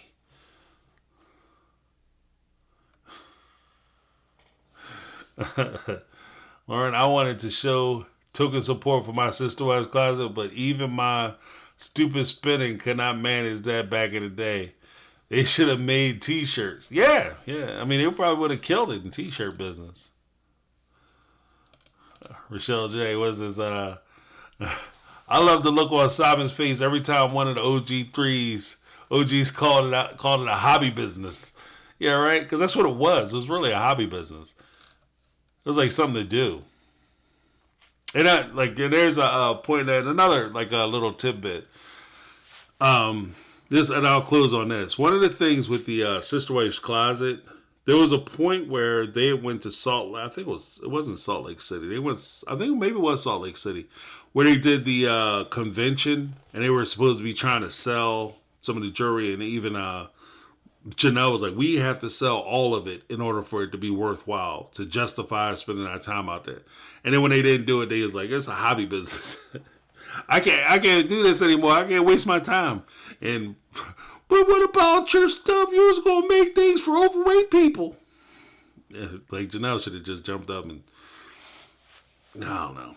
But the thing is that the Sister Wife's Closet and the Brown family, they presented it like a lot of the people were basically bigots.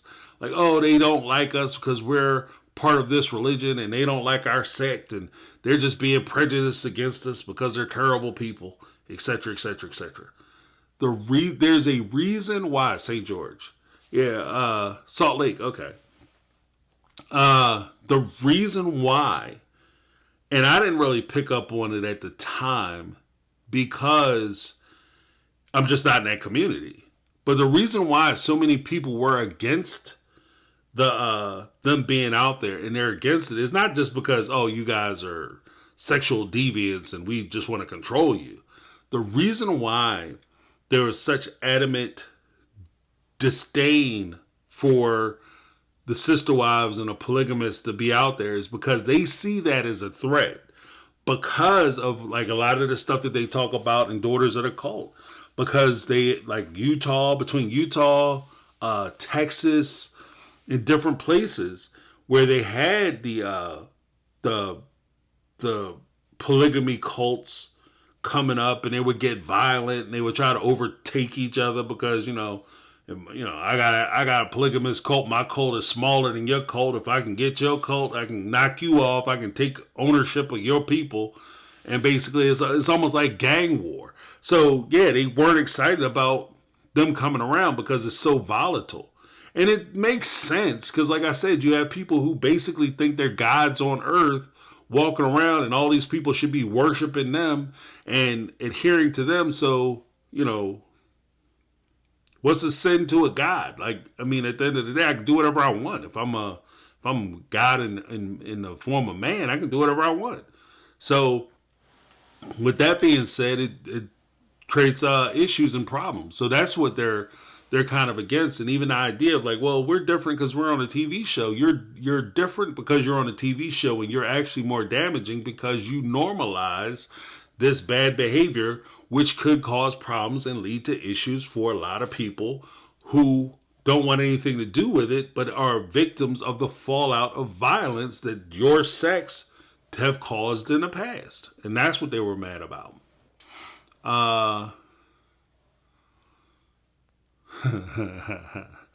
At Raspberry, she expected Kotex to force them into participation. Yeah. Well, here's the thing. I'll save that. You guys are gonna get me to give away the whole game. You guys, you slicksters.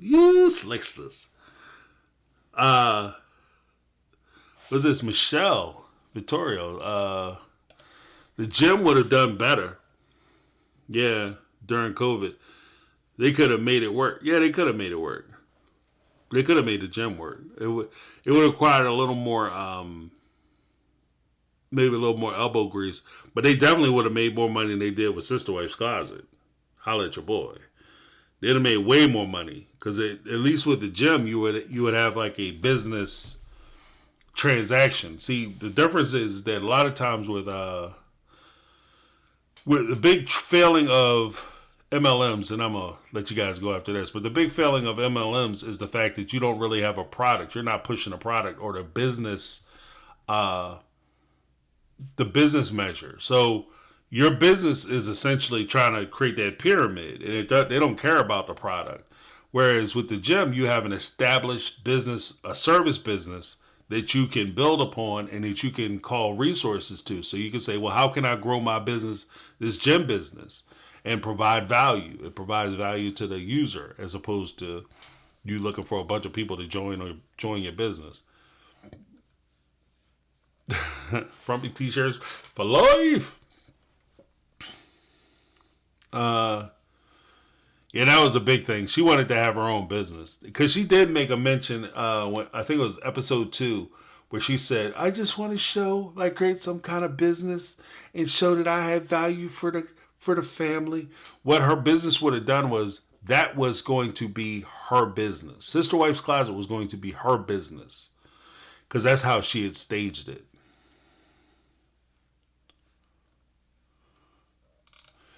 You know. But yeah, so that is where I will leave it. I appreciate everybody coming through, hanging out with a player, chilling with me for a little while. Make sure you guys hit that like button, you know. And yeah, because we are next week, as promised, we will be getting into the MLM of Sister Wife's Closet. Again, I am going to bring the receipts to demonstrate that I think Sister Wife's Closet, my position is that Sister Wife's Closet is a multi-level marketing business platform and was going to be rolled out as such. I'm bringing the receipts. In fact, you guys, I have a video where I talked about it before. If you can find a video, if you can't wait, I had a video where I talked about some of it before. But we're really going to get into it next week. And essentially, it comes down to even down to the presentations. It comes down to a lot of the things that they were saying, a lot of the things that they were pushing forward, a lot of the key words that they were using, the idea that they were involved in multi-level marketing businesses the whole way through. This is something that they were participating in even in Vegas. Because if you listen to them talk, when they first went out to Vegas, one of the things that they said was, yeah, right now we have a few revenue streams. They didn't talk about TLC, but they cited specific revenue streams. And one of the revenue streams, major revenue streams they cited, was actually the multi-level marketing business that they were involved in. Another key hint, when Mary was talking about the multi-level, when she was talking about building her house, she had made reference that she needs to have the wet bar because she likes to entertain. The entertaining that she was talking about was doing those MLM meetings, those network meetings. We're going to talk about it next week, so make sure you guys come and check it out. Thank you guys so much for hanging out. I appreciate you guys keeping everything positive in the chat as always. You guys are amazing. Such a good time. Angela, you have a great night. Angela M64, you have a great night. All you guys are awesome. Thank you so much. I'm glad you guys gave me your take. This has been my take. My Take on Reality. What time? It'll be at 10 o'clock. Same time. Same bad time. Same bad channel. I'm going to call it the Sunday Night Sister Wife Shows. So that's the time we're going to run it. Run it. And if you guys, make sure you sign up for the Facebook. If you're on Facebook, Instagram, or Twitter, X, whatever they call it now. I post on there when I'm doing lives. I will also be live tomorrow with doing OG3 trifecta for reality. Me, Sarah Howe from Reality Squad, and Reality Amanda. We will be doing a 7 o'clock show Eastern Standard Time tomorrow. You can come to my channel, go to their channels. It all goes to the same bucket. It's all good. So, all good in the neighborhood. All right, guys. Thank you so much for hanging out. That's my take. I'm James. This has been My Take on Reality, and I'm out.